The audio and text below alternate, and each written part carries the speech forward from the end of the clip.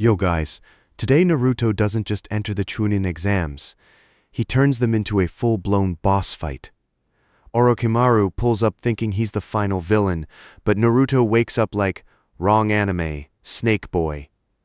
This story is divided into 7 chapters, so stay tuned, because the Forest of Death is about to become the Forest of Regret. Like, subscribe, and share, before Naruto adds you to the exam casualty report. Chapter 1. The divinity machine wakes. He remembers what he was built for. The Forest of Death had never been quiet. Even before the Chunin Exams turned it into a battlefield, the forest had always breathed like something alive. Branches creaked without wind. Insects screamed from the dark leaves. Giant roots twisted out of the ground like sleeping serpents, and somewhere far away, something large enough to shake the treetops moved through the undergrowth. Sakura Haruno had been told this place was dangerous. That word felt too small now. Dangerous was a kunai thrown at your blind spot.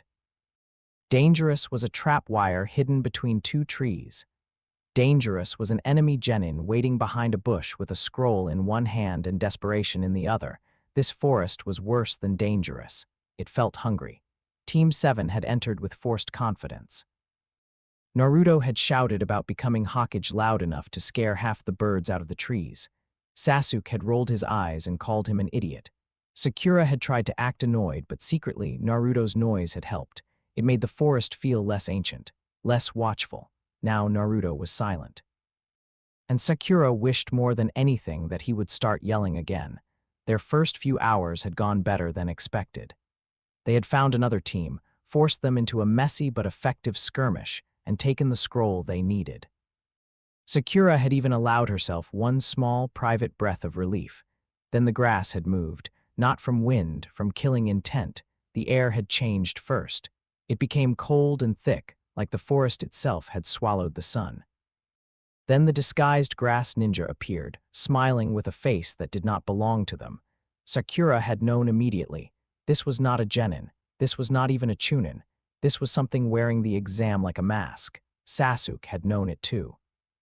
His hand had gone to his kunai pouch, but his fingers trembled. Not much, just enough for Sakura to see. Naruto, of course, had stepped forward. "Hey, creepy face," he'd shouted, voice cracking slightly from fear and bravado. "You picked the wrong team to mess with." For one impossible second, Sakura had almost smiled. Then the grass ninja's neck stretched. The body moved wrong. The head flowed forward like a snake leaving its skin, mouth opening far wider than any human mouth should. Naruto barely had time to turn before fangs sank into his shoulder near the base of his neck. He cried out. Sakura screamed his name. Sasuke moved, sharing and blazing, but the grass ninja was already gone from Naruto's side and behind him. Fingers slammed into Sasuke's neck. A black mark spread there like spilled ink. Sasuke collapsed. Naruto hit the ground a heartbeat later. Everything happened too fast after that. Sakura drew a kunai with both hands. Her grip was terrible. Her stance was worse. She knew it. The enemy knew it. The grass ninja looked at her the way a person looked at a paper screen before walking through it. "Well," the stranger said softly, voice smooth and amused. "One Uchiha marked, one container disturbed, and one little kunoichi still standing." Sakura's arms shook. She hated that they shook. "Stay away from them." The stranger smiled wider. "Brave," they said. "Useless, but brave." Sakura moved before she could think. She threw a kunai at the enemy's face and reached for Sasuke with her other hand. The kunai was caught between 2 fingers. The stranger appeared in front of her. Sakura did not even see the movement. A hand closed around her throat and lifted her from the ground. Her feet kicked uselessly. "Sakura Haruno," the stranger murmured, studying her like a specimen.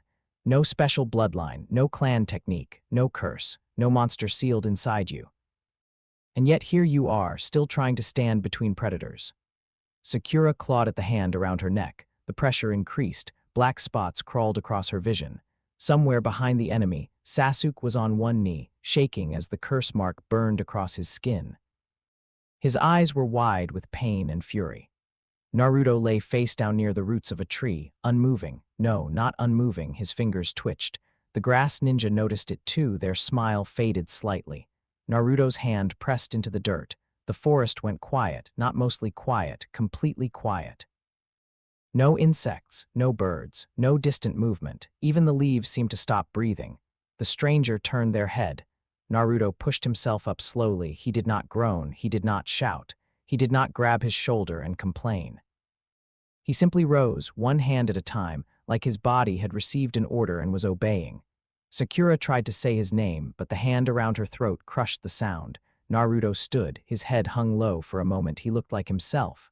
Orange jumpsuit, messy blonde hair, scratched cheek marks. Small body, too much courage, not enough sense. Then his shadow changed. Sakura saw it before anything else. The shadow behind Naruto stretched across the forest floor, widening at the shoulders. It became too large for him, too heavy. It looked like something else had stepped behind him and was using his body as a doorway. The grass ninja's eyes narrowed. Oh, Naruto's breathing slowed. The bite mark on his neck pulsed once.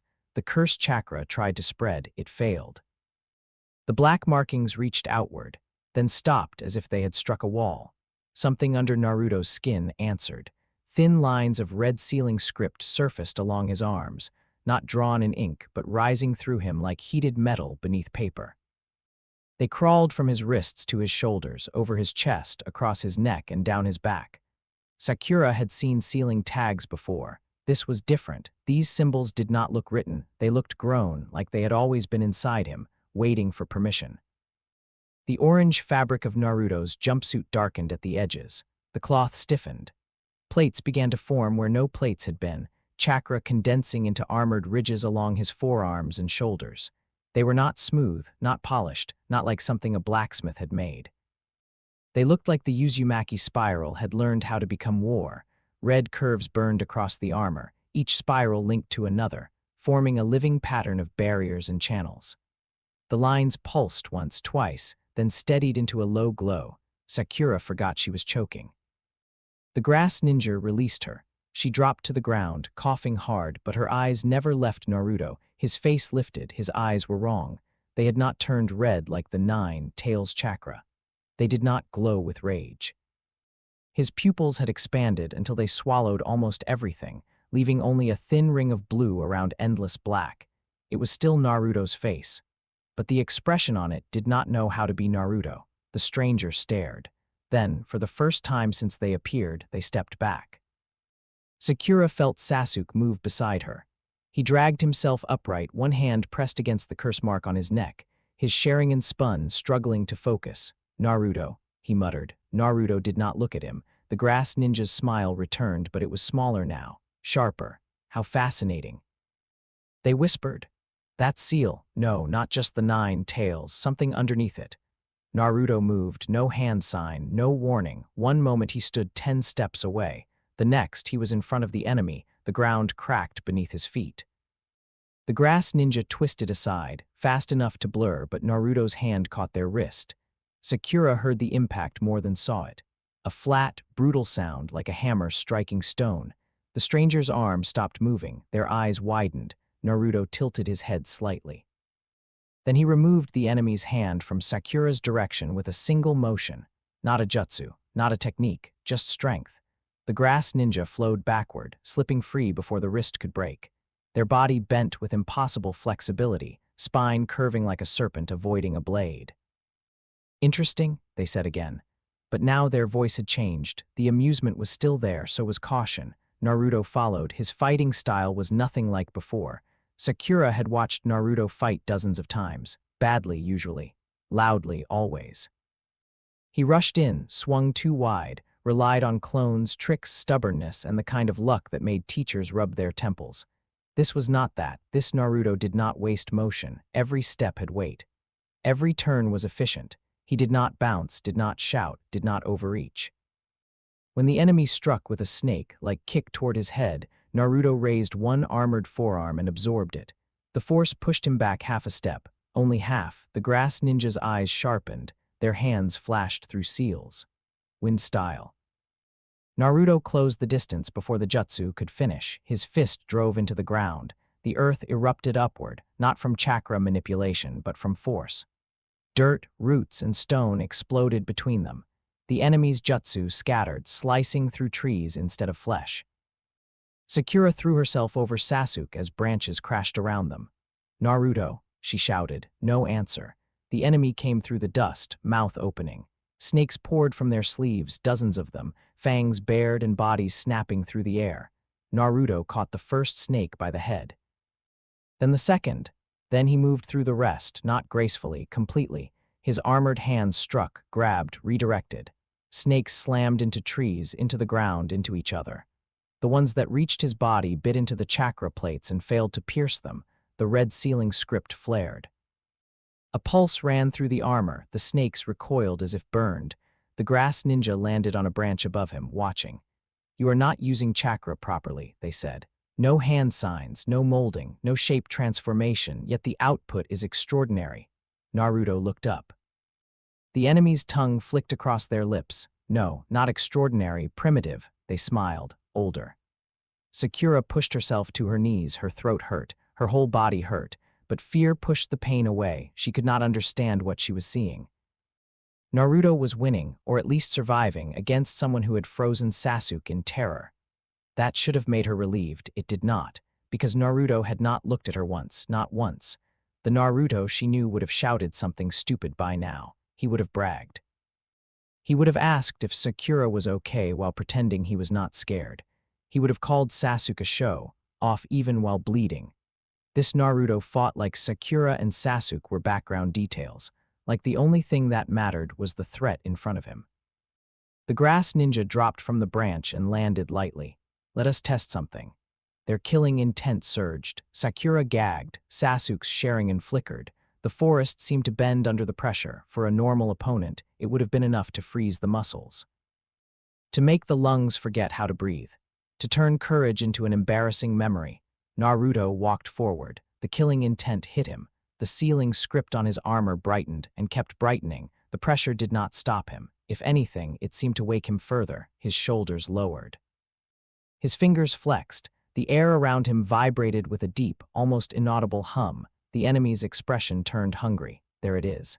They vanished. Naruto turned too slow. A kick struck his side and hurled him through two trees. "Naruto," Sakura screamed. Sasuke moved at the same time, rage overpowering pain. He launched himself forward, kunai in hand, Sharingan tracking the enemy's movement. The grass ninja turned with casual annoyance. Sasuke's strike never landed. A palm hit his chest. He slammed into the ground beside Sakura, gasping. The curse mark on his neck pulsed, black lines crawling down his shoulder. "You are impatient, Sasuke-kun," the enemy said gently. "That hunger will serve you well later, but not now." Sasuke tried to rise. His arms failed him. The enemy stepped toward him. Then the broken trees behind them shifted. Naruto emerged from the wreckage. There was a scratch across his cheek. It healed as Sakura watched, not instantly. Not magically smooth, but fast enough that her stomach turned cold. The armor along his side had cracked from the kick. Red script flowed over the damaged section, closing the break like stitches made of light. Naruto's gaze locked on the enemy again. The hum deepened. The grass ninja's eyes flicked from the healing armor to Naruto's face. "What are you?" they asked. Naruto did not answer. But something answered through him, not in words, in pressure. The air changed again, but this time it was not killing intent. It was purpose. Heavy, ancient, and absolute. Sakura felt it in her bones. Sasuke felt it too. His eyes widened, not with fear exactly, but recognition that something on the field had stopped pretending to be human. Naruto moved. The enemy met him halfway. For several seconds, Sakura could barely follow the fight. Trees shook. Branches snapped. Dust burst from the ground in sharp circles. The grass ninja's body moved like water, bending around Naruto's attacks, slipping away from direct impact. Naruto moved like a falling mountain, every missed strike damaging the terrain. The enemy was faster. Naruto was stronger.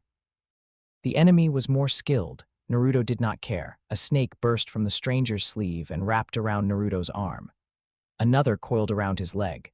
A third lunged toward his neck. The ceiling script flared. Naruto grabbed the snake around his arm and pulled. The enemy was yanked off balance. For 1 second, the grass ninja lost control of the rhythm. Naruto's armored fist stopped an inch from their face. Stopped. Not because the enemy dodged, because Naruto stopped it. Sakura saw his hand tremble. His eyes flickered. For the first time since the awakening, something like confusion crossed Naruto's face. The enemy noticed. "Aha," they whispered. "There is still a boy in there." Naruto's fist drove forward. The grass ninja bent backward, barely avoiding the blow. The impact still tore a line through the tree behind them. The enemy retreated to the branch line, breathing slightly harder now. Sakura's fingers dug into the dirt. "Still a boy." The words sank into her like a needle. Naruto was still there, somewhere, maybe trapped behind those black eyes. Maybe watching, maybe fighting whatever had answered the cursed seal. "Naruto," she shouted, forcing herself upright. "Listen to me." His head turned slightly, not much but enough. Sakura's heart jumped. "It's me," she said, voice shaking. "It's Sakura. Sasuke is hurt. We need you." Naruto looked at her. For half a breath, the blue ring around his pupils widened. His lips parted. No sound came out. Then the enemy moved. A snake erupted from the ground behind Sakura. Sasuke saw it first. "Sakura." She turned too late. The snake lunged. Naruto crossed the distance faster than sight. He caught the snake by the jaws inches from Sakura's face. The force of his arrival knocked her backward. Naruto stood between her and the creature, one armored hand holding its upper jaw, the other gripping the lower. The snake thrashed, body smashing into trees. Naruto's expression went empty again. He pulled. There was no blood, no ugly spray, just a burst of chakra smoke as the summoned creature lost form and vanished. Sakura stared up at him. "Naruto," he did not answer, but he did not move away either. For 1 second, he stood there as if some part of him remembered that standing between Sakura and danger was important. Then the grass ninja laughed softly. Remarkable. Naruto turned back. The enemy's face began to shift. The disguise loosened. Skin cracked at the edges, revealing something paler beneath. The stolen features slid away like a mask made of wax. Sakura did not know the face that appeared, but Sasuke did not need to know it to understand the danger. The man beneath the disguise was tall, pale, and smiling with a kind of patience that made Sakura's skin crawl. His eyes were golden and slit like a snake's. "Orochimaru," he said, as if offering a polite introduction. "Remember the name if you survive long enough for it to matter." Sasuke froze. Sakura felt the name land even without understanding its full weight. Something about the way he said it made the forest seem smaller, like the world had narrowed around him. Naruto's armor pulsed. Orochimaru's smile sharpened. "Yes," he said. "You know I am a threat, but you do not know why. That makes you dangerous." His gaze dropped to the seal patterns burning across Naruto's armor. "Minato Namikaze," Orochimaru murmured. "What desperate little miracle did you carve into your son?" At the name Minato, Naruto's head twitched. Sakura noticed, so did Orochimaru. "Oh." The Sannin whispered. "That reached you." The air grew heavier. Naruto stepped forward. Orochimaru raised one hand. "I would love to continue this experiment," he said. "Truly, but good research requires patience, and you," his golden eyes narrowed, "you are not ready to be opened yet." Naruto lunged. Orochimaru did not block. He melted. His body dissolved into a swarm of snakes that scattered across the forest floor. Naruto's fist slammed through the space where he had been, shattering the earth. Sakura spun, searching for the real one. A voice came from everywhere. "Sasuke-kun. Survive the mark. Seek me when you understand hunger." The snakes vanished into roots and shadows, and Naruto-kun, the forest went colder. "I will be watching what wakes inside you." Then he was gone. No explosion, no dramatic escape, just absence. Naruto stood in the crater, fist still buried in the ground. For several seconds, nobody moved. Then Sasuke coughed. The sound broke whatever spell held Sakura in place. She scrambled to him immediately. "Sasuke, don't move. The mark, I know." He snapped, but the weakness in his voice ruined the effect. His eyes were still fixed on Naruto. Sakura followed his gaze. Naruto slowly pulled his fist from the ground. The armor remained. The red sealing script moved across it like breathing veins. His shoulders rose and fell with controlled, measured breaths. "Naruto," Sakura said carefully. He turned. She forced herself not to flinch. "We need to get to the tower," she said. "The scrolls. Remember the exam?" No response. Sakura swallowed. "Do you remember us?" Naruto stared at her. For a moment, Sakura thought he would walk away. Then his gaze shifted to Sasuke. Sasuke glared back, even while barely able to stay conscious. "Don't look at me like that," Sasuke muttered. "Idiot." The word hung in the air, idiot, a stupid word, a normal word, their word. Naruto's eyes flickered again. The blue ring widened. His mouth moved. This time, sound came out. Sakura, her breath caught. Then his face tightened, like speaking hurt more than fighting. Sasuke. The Uchiha's glare weakened for half a second. Sakura almost laughed, almost cried. She was too scared for either. Naruto lifted one hand toward them, then stopped halfway. His fingers curled into a fist. The armor around his hand looked too large, too violent. Like it was made to break things, not help people stand. Slowly, he lowered it. Sakura understood, and that understanding hurt. He was afraid to touch them. Naruto Uzumaki, who had spent his whole life grabbing attention with both hands, was afraid his hands had become weapons. "Naruto," she said softly, "it's okay." His expression did not change. But the ceiling script dimmed slightly. Then the forest shook. Far away, something enormous crashed through the trees. Another enemy. Another summon. Sakura did not know, Naruto did, or whatever had awakened inside him did. His head snapped toward the sound. The armor brightened again. "Naruto, wait," Sakura said. He took one step. "Naruto." He stopped, barely. His body leaned toward the noise like a blade pulled by a magnet. Sakura rose shakily to her feet. "We can't fight everything in this forest," she said. Naruto looked toward the distant crash, then back at them. There was no anger in his face, no impatience, only calculation, threat, distance, condition of allies, objective. Sakura could almost see the pieces moving behind his eyes, but they were not Naruto's usual messy thoughts. This was colder, older. Finally, Naruto turned fully toward the sound. Sakura's stomach dropped. "No," she whispered. He started walking, not running, walking. Each step left a faint mark in the dirt, the armor heavy enough to press into the ground. "Naruto, where are you going?" Sakura called. He did not answer. The trees swallowed him. For a while, Sakura could still see the red glow moving between trunks. Then even that disappeared. She stood there with Sasuke half-conscious behind her, the stolen scrolls in her pouch, her throat bruised, her hands shaking, and the terrible knowledge that their loudest teammate had walked away without a word. The distant crash came again, then another, then silence. Sasuke pushed himself onto one elbow, jaw clenched.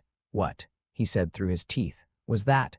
Sakura looked toward the place Naruto had vanished. She wanted to say it was Naruto. She wanted that to be enough. But the forest was quiet now, too quiet, and somewhere deep inside that silence moved a boy wearing armor made of seals and rage. "I don't know," Sakura whispered. Above them, hidden in the canopy, one of Orochimaru's snakes watched with golden eyes. It remained still for 3 seconds.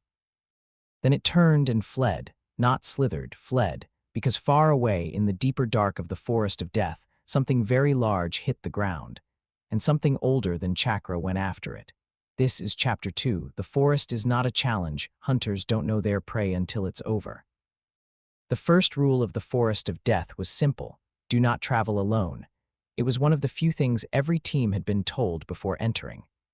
The exam was designed around squads, around formation, around knowing where your allies were even when you could not see them. A lone genin in the forest of death was not brave. A lone genin was food. Sakura Haruno kept thinking about that rule as she dragged Sasuke beneath the hollow roots of an old tree. Naruto was alone now, or maybe he was the reason everything else in the forest should have been afraid. Sasuke's breathing was uneven. The black mark on his neck had stopped spreading, but it had not stopped moving. It pulsed beneath his skin like a second heartbeat. Every few minutes, his fingers twitched toward his kunai pouch, not because an enemy was nearby, but because his body still wanted to fight something. Sakura pressed a strip of cloth against the wound on her own throat and tried to steady her breathing. She had training, she had knowledge. She had memorized chakra theory, poison symptoms, injury response patterns, and enough exam regulations to recite half the rulebook backward. None of that told her what to do when one teammate had been branded by an S, rank monster, and the other had turned into something that made an S, rank monster, retreat. Naruto went east, Sasuke muttered. Sakura looked down at him. "You need to rest." "I didn't ask. You're barely conscious." "I can still see." Sakura followed his gaze. Through a gap in the roots, she could see the forest beyond. Nothing moved. That was the problem. The forest of death should have been alive with noise. Insects, birds, giant animals, enemy teams, something. But after Naruto disappeared into the trees, silence had spread behind him like a shadow. Sasuke's jaw tightened. He didn't chase Orochimaru, Sakura swallowed. Then what did he chase? Sasuke did not answer immediately. The curse mark on his neck pulsed once. He winced, then forced his face still. Something else. That answer did not help. Far away, a crash echoed through the forest. Sakura flinched. Sasuke smiled, but there was no humor in it. That, he said, was probably him. Another crash came, louder this time. Then a sound like several trees breaking at once. Sakura closed her eyes. "Naruto, you idiot," she whispered. "What are you doing?" But deep down, she already knew he was hunting. The rain team had been waiting for almost 2 hours. They had chosen their ambush site carefully. A narrow stretch of forest between two thick, rooted trees, with soft ground that hid wire traps well and high branches perfect for overhead attacks. They were older than most of the genin in the exam, sharper too. This was not their first attempt at becoming Chunin. They knew how to survive. Their leader, a narrow-eyed boy named Kagari, crouched behind a curtain of leaves and watched the path below. "Someone's coming," he whispered. His teammate adjusted the tension wire between his fingers. "How many?" "One." The third rain genin smiled beneath his mask. In this forest, alone, Kagari did not smile. Something about the approaching figure bothered him. The boy walking down the path did not move like prey. He did not rush. He did not glance around. He did not check the trees, the ground, or the bushes. He simply walked, blonde hair. Orange clothing, though the color looked darker than expected beneath the forest shadows. Some kind of red markings traced over his arms and shoulders. At first, Kagari thought it was blood. Then the markings glowed. Kagari's smile vanished. "Wait," he whispered. Too late. The blonde boy stepped directly into the trap. The wires snapped upward. A perfect capture. Steel lines wrapped around his arms, legs, and torso, pulling tight from 6 different angles. The trap was designed to suspend a target and dislocate joints if they struggled. The boy stopped walking. That was all. He did not fall. He did not cry out. He did not even look surprised. Kagari stared. For 1 second, the trap held. For another half-second, the wires began to sing under pressure. Then they broke, all of them, not one after another, at once. The steel wires snapped like old thread, flying back into the trees with enough force to bury themselves in bark. The blonde boy resumed walking. Kagari felt his throat dry. "Attack!" his teammate shouted. 2 rain genin dropped from the trees, kunai drawn. The blonde boy moved. Kagari blinked. His teammates were gone, not dead, not thrown.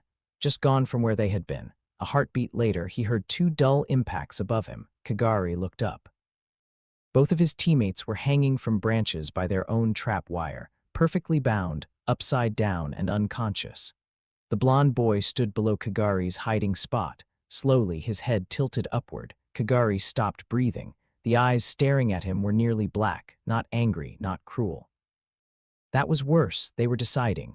Kagari's hand shook around his kunai. He thought about throwing it. He thought about running. He thought about surrendering. The boy lifted one armored hand. Kagari's body moved before his pride could stop it.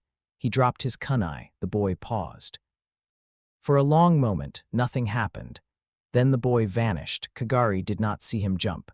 He only felt the branch beneath him shake. Something struck the back of his neck. The world folded. When Kagari woke later, he was hanging upside down beside his teammates. None of them were badly hurt. Their scroll was gone. Their weapons had been neatly placed on the ground below them, just far enough away that they could not reach. A proctor found them 20 minutes later.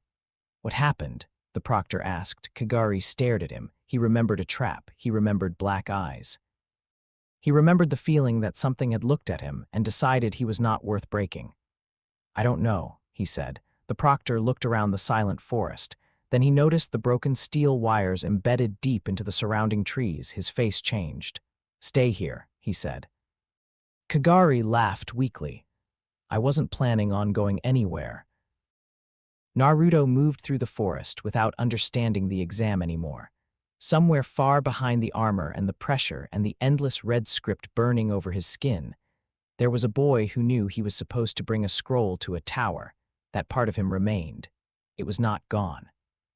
But it was buried beneath something vast. The forest spoke in threats now. not words. Patterns. A snapped twig meant weight distribution. Disturbed leaves meant recent passage. The direction of birds fleeing told him something larger than a genin had moved through the northwest sector. The scent of snake chakra lingered in the air like oil on water. Snake, enemy, hunt. Naruto did not think in sentences, he thought in targets. A part of him hated that. A part of him remembered Sakura's voice, Naruto. He had wanted to answer properly. He had wanted to say he was fine, even though he was not. He had wanted to grin, to pretend, to make everything less scary because that was what Naruto Uzumaki did. But when he opened his mouth, the memories came, not his memories. A sky the color of ash. Metal corridors shaking under footsteps too heavy to be human, things screaming from the dark. A blade of impossible light, hands in armor, always moving, always fighting, always alone. Naruto stopped walking. His fingers curled. The red script across his gauntlet pulsed. No, that thought was his. Small, stubborn, and bright. No, he was not alone. Sakura was behind him. Sasuke was behind him. They were hurt. They needed time, so he would make time. The forest shifted ahead, 3 chakra signatures, not genin. Naruto turned. The thing inside him recognized the difference instantly, predators. Orochimaru's scout team had been told only 2 things. Observe the 9, Tails container, do not engage unless necessary. The leader, a masked shinobi from the sound, had already decided that the second order was foolish. Observation was impossible if the target kept moving through the forest at irregular angles and disabling every team he passed without leaving useful traces. Besides, the boy was still a genin, strange, yes, dangerous perhaps, but still a child. The sound scout signaled to his 2 partners. They formed a triangle around the clearing ahead, one above, one behind, one hidden beneath the roots with an earth technique. The leader remained in front, one hand resting near the blade at his back. The boy entered the clearing. The armor was visible now, not complete armor exactly. More like his clothing had been forced to remember a battlefield. Orange cloth remained in places, but it had hardened into plated segments across his chest, shoulders, and forearms. Red spiral seals turned slowly across the surface. The leader's eyes narrowed behind his mask. Orochimaru-sama was right, he whispered. The boy stopped. The leader stepped out. Naruto Uzumaki. No response. We have no interest in your teammates. The boy's head lifted. That got a reaction, small but enough. The leader smiled behind his mask. Good. You understand speech. That makes this easier. He drew his blade. We only need to test how deeply the change has taken root. The boy moved. The leader barely blocked in time. The impact drove him backward across the clearing. His feet carved lines through the dirt before he caught himself against a tree. His arms shook. The boy had crossed 15 meters without chakra flicker, no body flicker, no enhancement tell, just movement. The leader's smile disappeared. Formation. His partners attacked. The one above unleashed a chain of senbon coated with a paralytic agent. The one beneath erupted from the ground, hands reaching for Naruto's ankles. The leader flashed through hand signs and released a slicing current of compressed sound from his blade. 3 attacks, 3 angles, perfect timing. Naruto dropped his shoulder. The senbon struck his upper back and shattered against the armor plates. His foot came down. The underground shinobi's hands were still reaching when Naruto stomped once. The earth buckled. The hidden scout was blasted out of the ground by pressure alone, tumbling across the clearing with a stunned cry. The sound blade hit Naruto's side. It cut through one layer of armor. Red script flared and sealed the split. Naruto turned toward the leader. The leader stepped back. Again. The second attack was stronger. Sound waves vibrated through the clearing, shaking leaves from branches. Naruto staggered for the first time. His head dipped. The armor along his arms trembled. The leader saw the weakness. Continuous frequency, he shouted. His partner above changed instruments, drawing a small flute, like device from his sleeve. A piercing tone filled the clearing. The sound did not attack the ears alone. It dug into balance, muscle timing, and nerve response. Naruto dropped to one knee. The leader exhaled. There. Then Naruto reached up and struck the side of his own helmeted temple with his palm once. The sound inside his head broke, not the jutsu, his reaction to it. The red script along his neck rearranged itself, spirals shifting into a tighter pattern around his ears and jaw. Damage repaired. Balance restored. Interference catalogued. Naruto stood. The leader's mouth went dry. "That's not healing," he whispered. "That's adaptation." Naruto charged. The scout leader managed 3 exchanges. The first broke his blade. The second shattered the sound device on his wrist. The third put him on the ground with Naruto's armored hand around the front of his vest. The leader looked up into black eyes. He had served Orochimaru for years. He had seen experiments crawl out of glass tanks. He had watched men beg to be turned into something stronger and women survive becoming something worse. He understood monsters. This was not like them. This boy was not enjoying the fear. He was not feeding on it. He was simply removing threats. The leader forced blood out of his mouth and smiled. "Orochimaru, Sama will love studying you." Naruto's grip tightened. For one terrifying second, the leader thought the boy might crush him. Then the blue ring around Naruto's pupils widened. A voice came out, rough and low. "No." The leader froze. It was the first word the boy had spoken. Naruto lifted him and threw him into the nearest tree, hard enough to end the fight, not hard enough to end his life. The other 2 scouts were already unconscious. Naruto stood among them, breathing slowly. A distress flare launched from the scout leader's sleeve, streaking upward through the canopy in a thin green line. Naruto watched it rise. Somewhere else in the forest, Orochimaru saw the flare. He did not respond.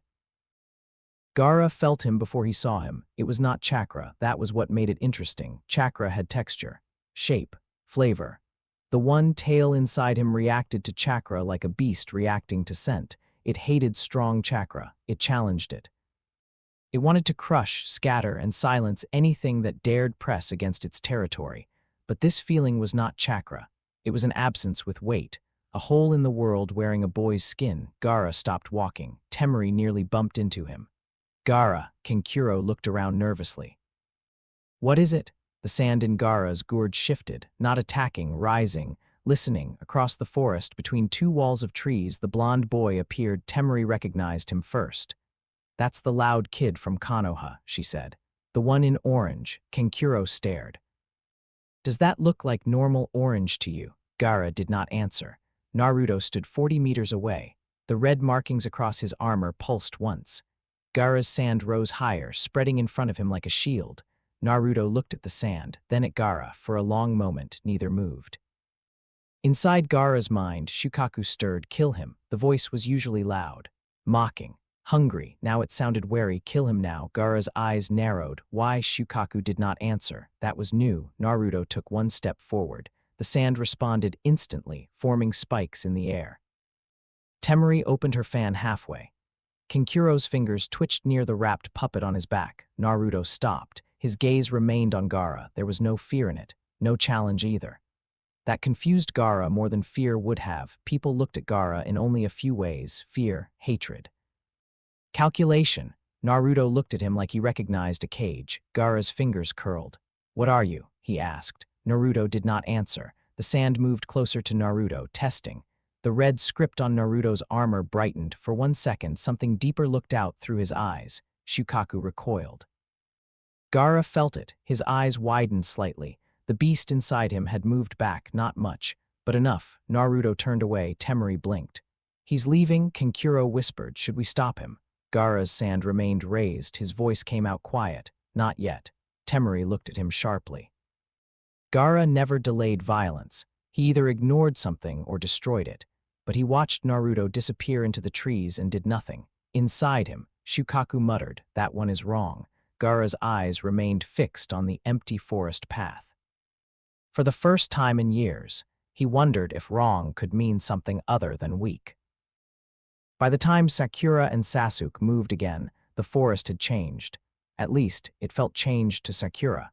She had bandaged Sasuke's neck as best she could. The curse mark was beyond her ability, but the bite wound itself had closed enough to stop bleeding. Sasuke could walk, though every step looked like an argument between pride and pain. They had their scrolls. They had their direction. They did not have Naruto. That absence made everything worse. Sakura kept expecting him to burst out of the trees with some stupid grin and a scratched, up face, yelling about how he had beaten 20 teams and maybe a bear. Instead, every sign of him was silent. A broken trap here, a crater there, 3 enemy genin tied upside down with their own equipment. One massive tree snapped in half. Sasuke said nothing as they passed the damage that worried Sakura more than if he had insulted Naruto. Finally, she could not take the silence. Sasuke. What, do you think he's still? Him, Sasuke stopped walking. For a moment, Sakura thought he would snap at her. Instead, he looked down at the dirt. There were footprints pressed into the ground. Naruto's probably, too deep, too heavy. He stopped, Sasuke said. Sakura blinked. What? When you called him back there, he stopped. Sakura remembered. Naruto's hand frozen halfway toward them, his eyes flickering, his mouth forcing out their names like the words had to climb through broken glass. Sasuke looked away. So yes, he said. He's still in there. Sakura held on to that, because the alternative was too hard to carry. A roar split the forest, not human, not close, but enormous. Sasuke's Sharingan activated instantly. Sakura's hand went to her kunai. The trees ahead swayed violently, then something massive crashed through the canopy. A snake. No, not a snake. A monster wearing the shape of one. Its head alone was larger than a cart, scales dark green and black, eyes burning with summoned fury. Its body tore through trees as it moved, leaving a trench behind it. Several smaller snakes followed, each one large enough to swallow a grown man. Sakura's blood turned cold. Orochimaru. Sasuke whispered. The giant snake did not look at them. It was moving west, toward the same direction Naruto had gone. Sakura stepped forward before thinking. Sasuke grabbed her wrist. Don't. Sasuke, Naruto is, I know. The curse mark on his neck pulsed. His face twisted for half a second. Then he released her. We can't help him by dying. Sakura hated that he was right. The giant snake vanished between the trees. Seconds later, the forest exploded with sound.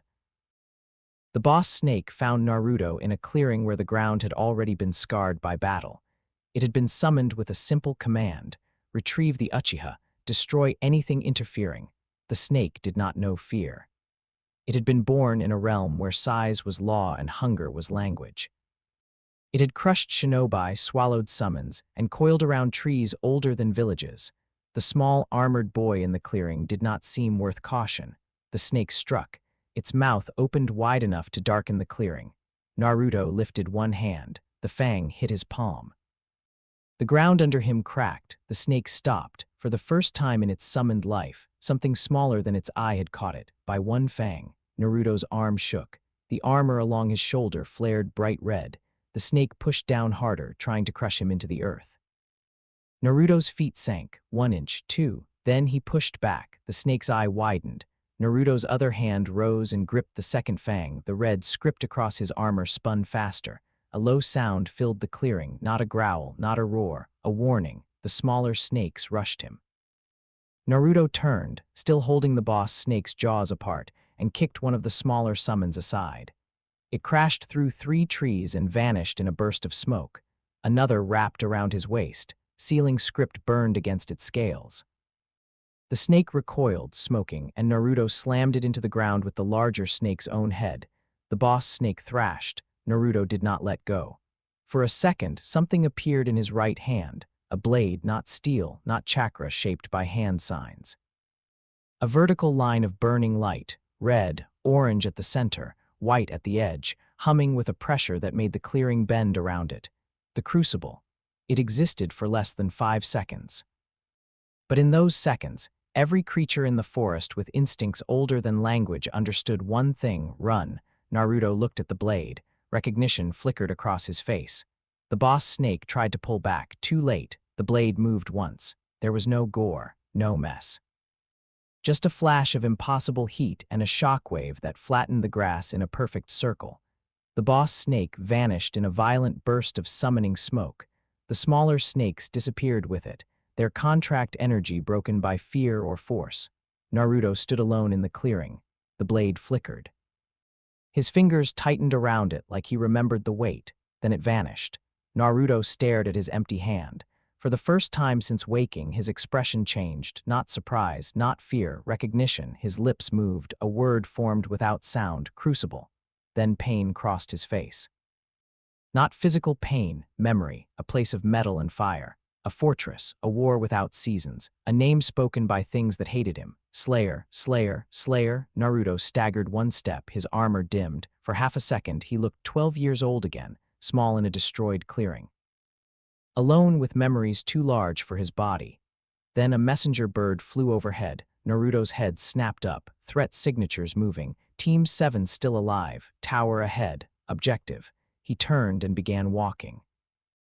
Anko Mitarashi had seen enough strange things in the forest of death to ruin a normal person's sleep forever. Giant insects, poison plants, students who smiled too much, students who did not smile enough, teams who came in prepared and left crying, teams who came in crying and left dangerous. She had protocols for all of it. She had protocols for missing teams, protocols for illegal killing, protocols for interference by foreign agents, protocols for Orochimaru, though she hated that those existed and hated even more that they might be necessary. She did not have a protocol for the report in her hand. The proctor kneeling in front of her looked pale. Say that again, Anko said. The proctor swallowed. Rain team recovered alive, suspended from branches. No serious injuries, scroll missing, they have no memory of the engagement. That happens, Anko said. Jinjutsu. No Jinjutsu residue, blunt trauma, minimal, poison. No, Anko's eyes narrowed, the proctor continued. Sound-affiliated combatants found unconscious in Sector 9. Injuries consistent with high force impact, one distress flare launched. No follow-up response, Anko's face hardened. Sound-affiliated, yes, and the proctor hesitated, Anko leaned forward. And a large summoning event occurred in Sector 12. Snake-type, boss class, Anko's blood went cold. Orochimaru. Where is it now? That is the issue. The proctor handed her a second report. Anko read it once, then again. The boss summon had vanished, not released normally, not defeated in standard combat.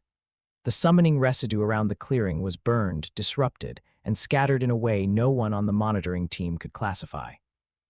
The trees around the clearing had all fallen outward. At the center of the damage was one set of footprints, small, human, deep. Anko closed her eyes. Where is Team 7? 2 members are moving toward the tower. Uchiha is injured, Haruno is mobile. And Uzumaki, the proctor said nothing. Anko opened her eyes. Where is Uzumaki? The proctor's voice lowered. We don't know how to describe his route. He is not moving toward the tower in a straight line. He is clearing sectors. Anko stared at him. Clearing? Yes, that's not an answer.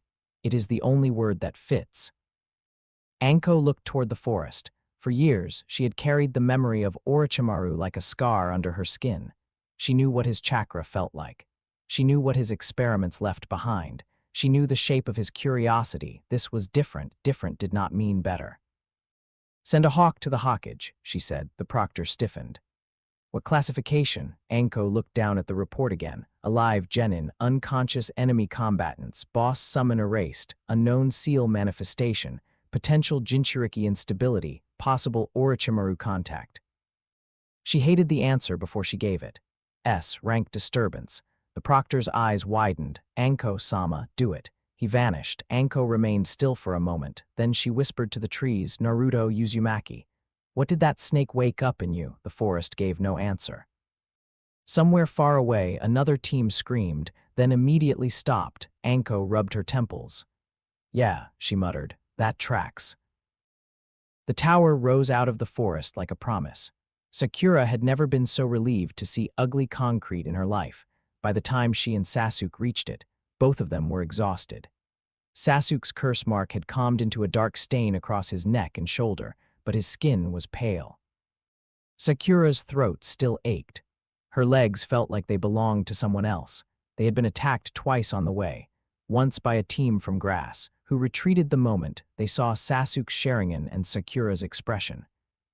Once by a giant centipede, which had lunged from the roots and then suddenly reversed direction, fleeing past them as if chased by death itself. Neither Sakura nor Sasuke had said anything about that. At the tower entrance, Sakura stopped.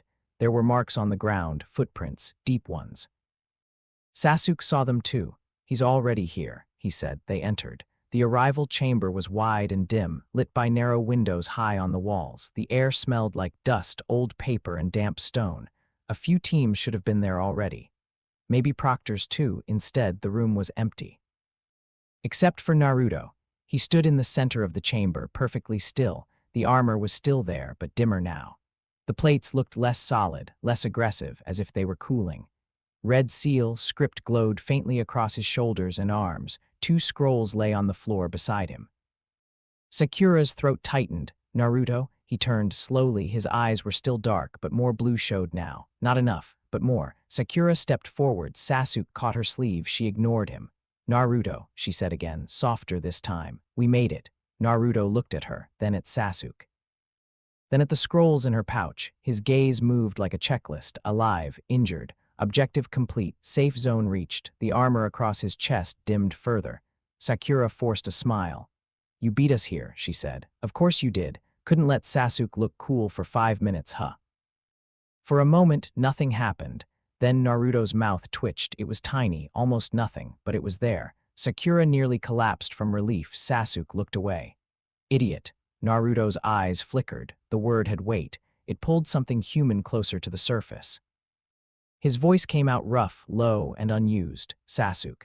The Uchiha stiffened. Naruto looked at him for a long moment, then he said, marked. Sasuke's hand went to his neck. Sakura tensed, but Naruto did not approach. He simply stared at the curse mark with black, ringed eyes. The red script on his armor brightened in response, almost like it disliked what it saw. Sasuke noticed. What? He demanded. Naruto's voice was quieter this time. Wrong. Sasuke's face hardened. I know. Naruto shook his head once. Not disagreement, correction, not yours. Sasuke went still. Sakura looked between them. Naruto lifted one hand and pointed at the mark. Not. Power. The words came slowly, as if each one had to be dragged out of a deep place. Hook. Sasuke's expression changed, anger first, then understanding, then anger again, because understanding made it worse. Before he could respond, the tower doors opened. Kakashi Hatake entered with 3 proctors behind him. He looked relaxed. That lasted half a second. His visible eye moved across Sakura's bruised throat, Sasuke's curse mark, the cracked floor, the 2 extra scrolls, and finally Naruto standing in the center of the room wearing armor made of steel, light, and violence. Kakashi stopped walking. No one spoke. One of the proctors whispered, "What the?" Kakashi lifted one hand. The proctor shut up. Naruto, Kakashi said. Naruto looked at him. Kakashi's posture did not change, but Sakura saw his hand hover near his kunai pouch. That hurt. She knew why he did it. It still hurt. Naruto, Kakashi repeated, voice calm. Can you hear me?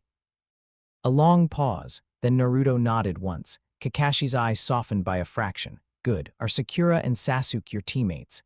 Naruto's head turned slightly toward them. Another pause. Yes. Sakura breathed. Kakashi stepped forward. The red script on Naruto's armor brightened. Kakashi stopped immediately. Smart, Sakura thought, painfully smart. I'm not going to touch you, Kakashi said. But I need you to stay here. Can you do that? Naruto's jaw tightened. For a second, Sakura thought he would refuse. Then he looked toward the tower walls, past them, into the forest beyond. His body leaned slightly in that direction, threat still out there, Kakashi noticed. So that's what you were doing, he said quietly. Naruto did not answer. Kakashi looked at the proctors. Get medical support for Sasuke and Sakura. Secure the room. Nobody touches Naruto unless I say so. One proctor hesitated. Hatake-san, the Hokage's office classified this as. I know what they classified it as, Kakashi said. His voice did not rise, that made it sharper. The proctor stepped back. Sakura had never been more grateful for Kakashi's laziness, because beneath it was something steady. Something that did not panic even when panic would have made sense. Kakashi looked back at Naruto. Whatever happened out there, he said, you brought them here. Naruto blinked. You protected your team. The armor dimmed, not fully, but enough. Sakura saw Naruto's fingers tremble. Kakashi saw it too. And now, Kakashi continued gently, you can stand down. Naruto's breathing changed. For the first time since the forest, it became uneven, human. The red script flickered. The armor plates along his forearms softened, becoming fabric again in broken patches. The shoulder plates cracked into light and sank back beneath the orange cloth. Naruto swayed. Sakura moved without thinking. This time Sasuke did not stop her. She caught Naruto before he hit the floor. For one terrifying instant, she expected the armor to burn her. It did not. It was warm, too warm, but not harmful. Naruto's head rested against her shoulder. He felt smaller than he had looked. Naruto, she whispered. His eyes were mostly blue now, tired, confused, afraid. Sakura, he murmured. Her grip tightened. Yeah, I'm here. His gaze shifted past her to Sasuke. Sasuke. The Uchiha stood there, pale and tense, pretending badly that he was not relieved. Still alive, Sasuke said. Naruto's mouth twitched. Good. Then his eyes closed. The remaining armor faded completely. Kakashi was beside them instantly, one hand finally touching Naruto's shoulder now that the seal, light, had receded. He checked Naruto's pulse, then exhaled. He's alive. Sakura bowed her head. For a few seconds, that was enough. Then Kakashi looked toward the open tower doors, where messenger hawks were already flying toward Konoha. His visible eye darkened. Outside, the forest of death had begun making noise again. Insects, birds, distant movement, normal danger. But Kakashi had read enough reports on the way here to understand something the forest did not. This was not over. This was only the first thing waking up. And somewhere deep in the village, the Hokage was about to learn that Naruto Uzumaki had walked into the forest of death as a loud, lonely genin, and come out as something even Orochimaru had chosen not to fight twice. Now start Chapter 3, the sound of silence. He doesn't hear the music. He is the music. Naruto slept for 14 hours. That should have been impossible. Sakura knew that because medical staff kept saying it in quiet voices outside the recovery room, as if whispering made impossible things less impossible. A normal genin who had gone through what Naruto had gone through should have been in critical condition. He should have had torn muscles, cracked bones, chakra exhaustion, neurological shock, maybe even seal instability. Sakura had learned enough from the medics' worried faces to understand that much.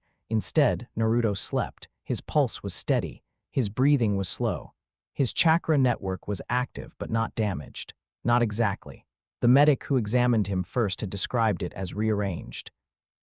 Then immediately refused to explain what that meant when Sakura asked. Sasuke sat on the opposite bed with his arms crossed and his eyes closed, pretending to rest. The curse mark on his neck had been sealed temporarily by Kakashi, but even through the bandages, Sakura could feel something ugly beneath it. Team 7 had survived the forest of death. That was supposed to feel like victory. It did not. The tower was full of survivors now. Teams moved through the halls in various states of injury and arrogance. Some limped. Some whispered. Some laughed too loudly because they were relieved and did not want anyone to know. But whenever Team 7 passed, people went quiet, not because of Sasuke, not anymore, because of Naruto. Stories had already spread. A rain team had been found hanging upside down, alive but terrified. A sound scout group had been discovered unconscious in a crater. Several teams claimed they had heard something huge being destroyed in Sector 12. One grass genin swore they had seen red light between the trees and immediately surrendered to the nearest proctor just to be removed from the exam. No one knew exactly what happened. That made the stories worse. Sakura sat beside Naruto's bed and watched him sleep. Without the armor, he looked painfully normal. Messy blonde hair, scratched cheeks, slight frown. One hand curled near his face like he was dreaming about fighting somebody. This was Naruto, the boy who yelled too much, the boy who laughed too loud. The boy who pretended not to be lonely so aggressively that everyone noticed anyway.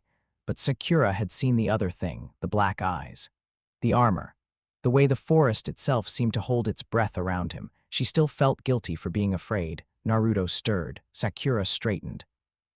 His eyes opened blue, completely blue, for one precious second. Sakura felt hope rush through her so quickly it almost hurt.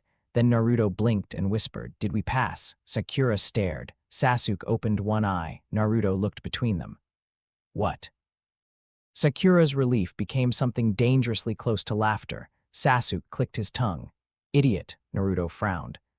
"Why does everyone keep saying that like I missed something?" "You did," Sakura said. Naruto pushed himself up too fast, winced, then looked down at his hands. No armor, no red script. Just hands. His shoulders loosened, but only slightly. "I remember," he started. Sakura waited. Naruto's face changed. He looked older for a moment, not mature, not wise, just tired in a way 12-year-olds were not supposed to be. "I remember Orochimaru," he said. Sasuke's gaze sharpened. Naruto touched the side of his neck where the snake had bitten him. The wound had already faded to a faint mark, and I remember something waking up. Sakura's voice went soft. Do you remember the forest? Naruto stared at his hands. Pieces. What pieces? He did not answer right away. A loud team passed outside the door, arguing about scroll counts. Naruto waited until their voices faded. Then he said, I remember things that didn't happen to me. Sasuke went still. Sakura's fingers tightened around the edge of the chair. What kind of things? Naruto's face twisted slightly, like the words felt too big. Fire, metal, fighting, a lot of fighting, he swallowed. Not ninja fighting, worse. Sakura did not know what to say. Naruto looked at Sasuke's neck. The bandages hid the curse mark, but Naruto's expression hardened anyway. That mark is wrong. Sasuke's eyes narrowed. You said that already, because it is. Sasuke sat up straighter. What does that mean? Naruto frowned, frustrated with himself. I don't know, it feels like a hook. Sakura remembered the word from the tower, not power, hook. Sasuke's jaw tightened. Before he could speak, the door opened. Kakashi entered with his orange book in one hand and a look in his eye that said he had not slept either. Good, he said. You're awake. Naruto looked up. Kakashi, sensei, did we pass? Kakashi paused. Sakura covered her face with one hand. Sasuke muttered, unbelievable. Kakashi's eye curved slightly. Yes, Naruto, you passed. Naruto smiled. It was small, tired, but real. Then Kakashi added, which means you get to fight again. The smile vanished. The preliminary arena beneath the tower felt like a place where secrets went to die.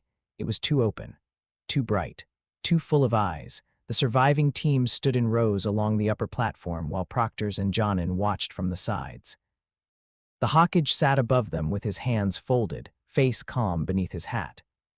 Kakashi leaned near Team 7, pretending to read while actually watching Naruto from the corner of his visible eye. Naruto noticed. Of course he noticed. Since waking up, he noticed too much. The way Kabuto smiled, but kept his shoulders turned slightly away from him. The way the Sand siblings stood apart from everyone else, with Gaara staring directly at Naruto, like he had been waiting for this moment since the forest. The way Neji Hyuga glanced at him once, then looked away with controlled disdain. The way Hinata looked worried. The way Sasuke's breathing changed whenever the curse mark pulsed. Naruto used to hate when people stared at him. Now he hated that he knew why. Hayate Gecko coughed into one hand and explained the preliminary matches. Too many teams had passed. Too many contestants remained. One-on-one fights would decide who advanced to the finals. Naruto only half listened. Something in him was listening to everything else. Footsteps, heartbeats. Metal shifting in weapon pouches, chakra signatures flaring with nervous energy. The room was loud even when no one spoke. Then the board lit up, names flickered. Sasuke Uchiha vs. Yoroi Akado. Sakura glanced at Sasuke. Kakashi's posture changed. The fight happened mostly, as Naruto remembered it might have happened in some other version of the world. Sasuke struggled with the curse mark, refused to use the Sharingan too much, and won with raw stubbornness and a taijutsu combo that made Naruto's chest tighten with admiration and irritation at the same time. Sasuke collapsed afterward. Kakashi caught him and took him away to strengthen the seal. Naruto watched them go. The thing inside him watched the curse mark, hook, enemy influence, corruption vector, remove. Naruto clenched his fists. No, Sasuke was not an enemy. The thought was his again. Clear and stubborn, Sasuke was a jerk, a show-off. A genius with the emotional warmth of a wet stone, but he was Team 7. Naruto breathed slowly until the red marks under his skin stopped trying to rise. More matches passed. Shino won cleanly. Kankuro won with his puppet. Temari won so fast that Naruto barely had time to understand how dangerous her fan was. Sakura and Ino fought each other into exhaustion. Naruto cheered for Sakura so loudly that for a few seconds, people looked annoyed instead of afraid, and Sakura smiled despite herself. That helped, a little. Then the board flickered again. Naruto Uzumaki vs. Dasu Kinuta. The room changed. It was subtle at first, a pause in conversation, a shift of attention. Even some of the Jonin leaned forward. Dasu stepped down first. He walked with the confidence of someone who believed he had already solved the problem. His strange sound device covered one arm, heavy and dangerous. His bandaged face revealed little, but his visible eye stayed fixed on Naruto. Naruto descended the stairs. He heard whispers. "That's the one from the forest. Is it true he took out a summon? Look at him. He doesn't look that strong." Maybe it was the 9 tails. Naruto stopped at the center of the arena floor. Dasu stood opposite him. Hayate coughed. "Begin." Dasu attacked immediately. No speech, no testing step. No dramatic warning. His arm snapped up and released a wave of sound. The attack hit Naruto before he moved. The world tilted. Pain lanced through his ears, down his jaw, into his skull. His balance vanished. The floor rolled beneath him. His stomach twisted. Every muscle misfired for one horrible second. Naruto dropped to one knee. The crowd reacted. A sharp breath from Sakura, a small sound from Hinata, a satisfied shift from Dasu. Above them, Orochimaru watched from behind a stolen face and smiled. Dasu raised his arm again. "You are still flesh," he said, no matter what happened in the forest. The second wave struck harder. Naruto's vision blurred. The old Naruto might have panicked. The thing inside him did not. It recognized the attack, not the jutsu, not the chakra frequency, but the category sonic disruption, balance interference. Inner ear trauma, nervous system distortion, damage acceptable, adapt. Naruto's fingers dug into the floor. Red sealing script appeared across the back of his hand. Sakura's eyes widened. "Not again," she whispered, but this time it did not cover his whole body. The script crawled only up his wrists, along his neck, and behind his ears. It formed small, spiraling seals near his jawline, rotating like tiny locks finding the right shape. Dasu's third wave hit. Naruto felt the damage. Then he felt it heal, not slowly, not gently. The injured tissue repaired faster than the vibration could ruin it. His balance snapped back into place. The ringing in his skull became information instead of pain. Naruto stood. Dasu's visible eye widened. Naruto rolled his neck once. The sound in the arena changed. No one whispered now. Dasu fired again. Naruto walked through it. Each step pushed a faint crack into the floor. Dasu changed the angle, lowered the frequency, then raised it sharply. The attack struck Naruto's chest, then knees, then ears. The red seals adjusted. Naruto kept walking. Dasu stepped back. For the first time, fear entered his posture. Naruto saw it. The slayer inside him responded. Threat weakening, close distance. Disable weapon, neutralize. Naruto moved. Dasu barely lifted his arm in time. Naruto caught the melody arm with both hands. Dasu tried to release a point, blank blast. The sound hit Naruto directly in the face. His head jerked back, then returned. Black began to creep into his pupils. Sakura gripped the railing above. Naruto, his hands tightened. The melody arm cracked. Dasu's eye went wide. Naruto did not crush Dasu's arm. He crushed the weapon around it. Metal folded inward. Pipes snapped. Screws burst loose.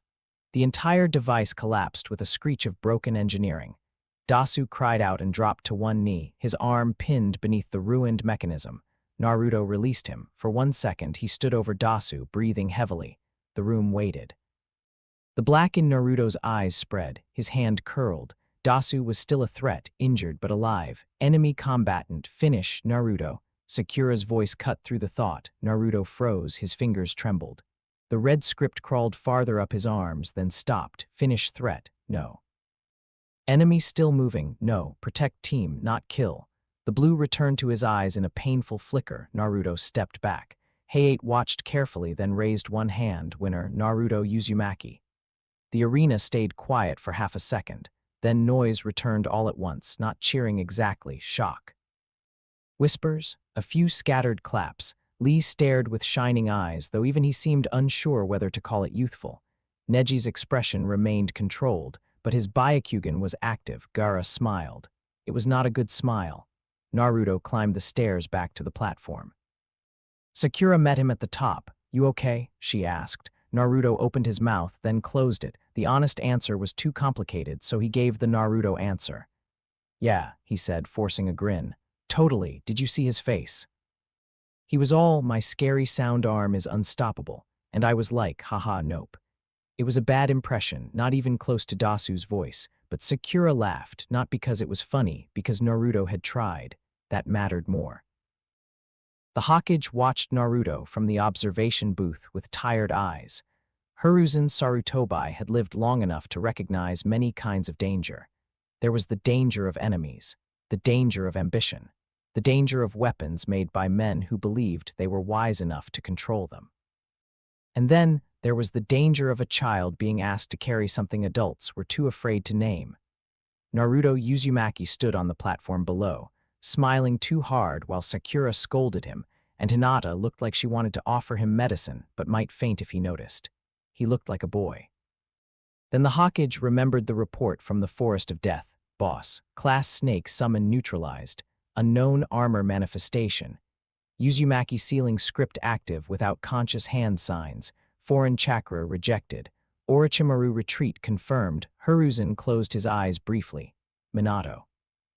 What did you do? A presence appeared behind him, silent, familiar, heavy with old secrets. Jiraiya did not step fully into the light.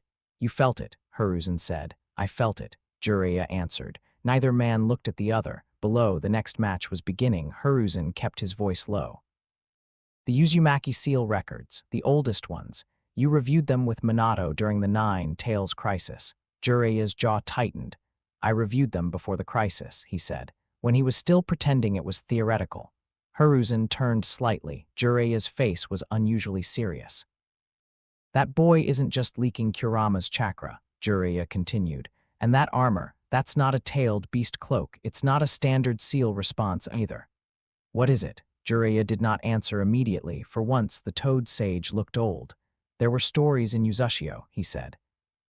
Not common ones, not the kind they taught children. The Uzumaki were seal masters because they believed everything could be bound if you understood its name. Chakra, spirits, memories, death. Hiruzen's eyes narrowed, and some things didn't have names in this world.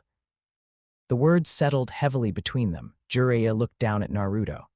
Minato found references to something called the void beneath the seal, pre-chakra mythology, a space outside the normal cycle. The Uzumaki treated it like a warning, not a tool. Hiruzen's fingers tightened around his pipe. Did you know he used it? I told him not to. That was answer enough. Below, Naruto leaned on the railing, watching another fight with forced interest. The red marks were gone from his skin now, but Hiruzen knew better than to take comfort in that. Jiraiya's voice dropped. Whatever woke up in him, it doesn't feel evil. That is not the same as safe. No, Jiraiya said. It isn't.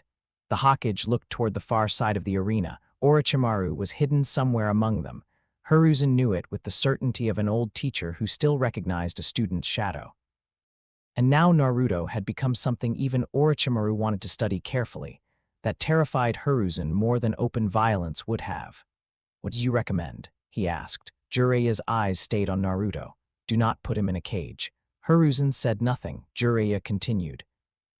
Whatever that thing is, it responds to threats. If Danzo or the council tries to treat Naruto like a weapon that needs a leash, they'll create the very disaster they're afraid of. The Hokage exhaled slowly. And if we do nothing, then Orochimaru moves first. That too was answer enough. Orochimaru watched from the shadows and felt something dangerously close to delight. Naruto Uzumaki was not what he had expected. A Jinchuriki, yes. And Uzumaki, yes. A failed student, a loud child, a container of vulgar power sealed by a genius father. All of that had been known.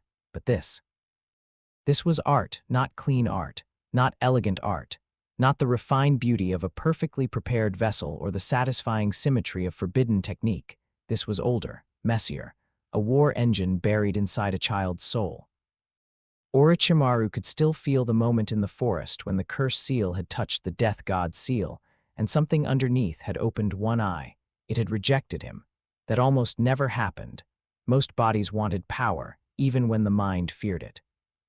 Most souls could be pressured, tempted, infected, or rewritten.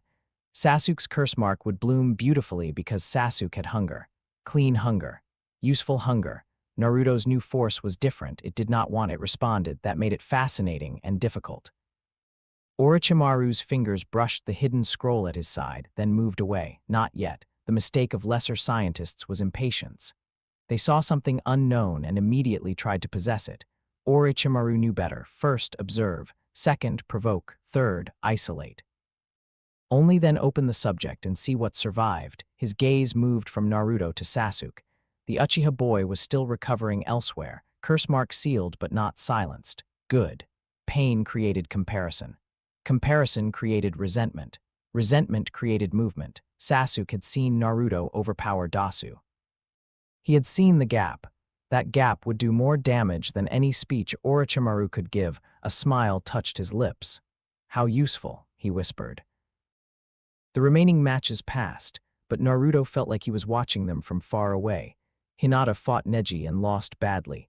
That bothered him, more than it should have, not because he knew Hinata well. He did not. She was quiet, kind, and strange around him in a way he had never understood. But when Neji spoke to her, Naruto heard something under the words: cage, fate, blood, worth decided before birth. The thing inside Naruto did not understand fate, it understood chains, and it hated them. When Hinata hit the ground and Neji kept talking, Naruto's fingers curled against the railing. The floor beneath him cracked. Sakura noticed. "Naruto," she said carefully. He blinked. The pressure faded. "I'm fine," he muttered. "You keep saying that, because I keep being fine." "That is the least convincing thing you've ever said." Naruto almost smiled, almost. Then Rock Lee fought Gaara. For a while, Naruto forgot everything else. Lee was incredible, there was no other word. He moved with a speed Naruto's new instincts respected. Pure body, pure work, no tricks, no bloodline, no monster. Just a boy who had decided weakness was unacceptable and trained until reality had to take him seriously. Naruto leaned forward despite himself. When Lee opened the gates, the thing inside Naruto stirred: damage exchange, body self, destruction for output increase, high cost, high courage. Gaara's sand defended automatically, but Lee kept breaking through. The arena shook. The crowd roared. Even the Jonin looked stunned. Then Gaara crushed him, not completely, not fatally, but enough. Naruto's vision darkened. The sand wrapped around Lee's limbs. Gaara raised his hand. The killing intent was clear: threat. Naruto's red script flashed beneath his skin. Before he moved, Guy was already there. The Jonin struck the sand away and stood between Gaara and Lee with a fury so controlled, it became something noble. Naruto stopped. His breath came hard. Gaara looked up at him from the arena floor. Their eyes met. The sand around Gaara shifted. Shukaku remembered. Naruto felt something answer inside himself. Not now. The thought came from both sides of him. Naruto did not know whether that was comforting or terrifying. By the time the preliminaries ended, the finalists had been chosen. Naruto would fight Neji Hyuga. The announcement landed like a stone in his stomach. Neji looked at him with cold certainty. Naruto looked back and thought of Hinata coughing blood on the floor. Good, that thought was his, mostly. The finalists were dismissed for a month of training before the main tournament. The room began to empty. Teams gathered. Teachers collected students. Medical ninja carried Lee away. Gaara vanished with his siblings, but not before giving Naruto one last unreadable look. Kakashi returned without Sasuke. "Sasuke is resting," he told them. "The curse mark is sealed for now." "For now?" Sakura asked. Kakashi's silence answered. Naruto looked away. Kakashi continued. "Sakura, you'll be working on chakra control and Jinjutsu resistance with another instructor for the next month." Sakura nodded, though her eyes flicked toward Naruto. "And me?" Naruto asked. Kakashi looked at him. There was a pause, too long. Naruto hated it. "You," Kakashi said, "are meeting someone." Training Ground 3 looked different at sunset. The posts cast long shadows. The grass was scuffed from years of students being thrown into it. The memorial stone stood quiet nearby, catching the last light of the day. Naruto stood in the center of the field, arms at his sides, waiting. He did not know why waiting felt natural now. Before, Naruto had hated being still.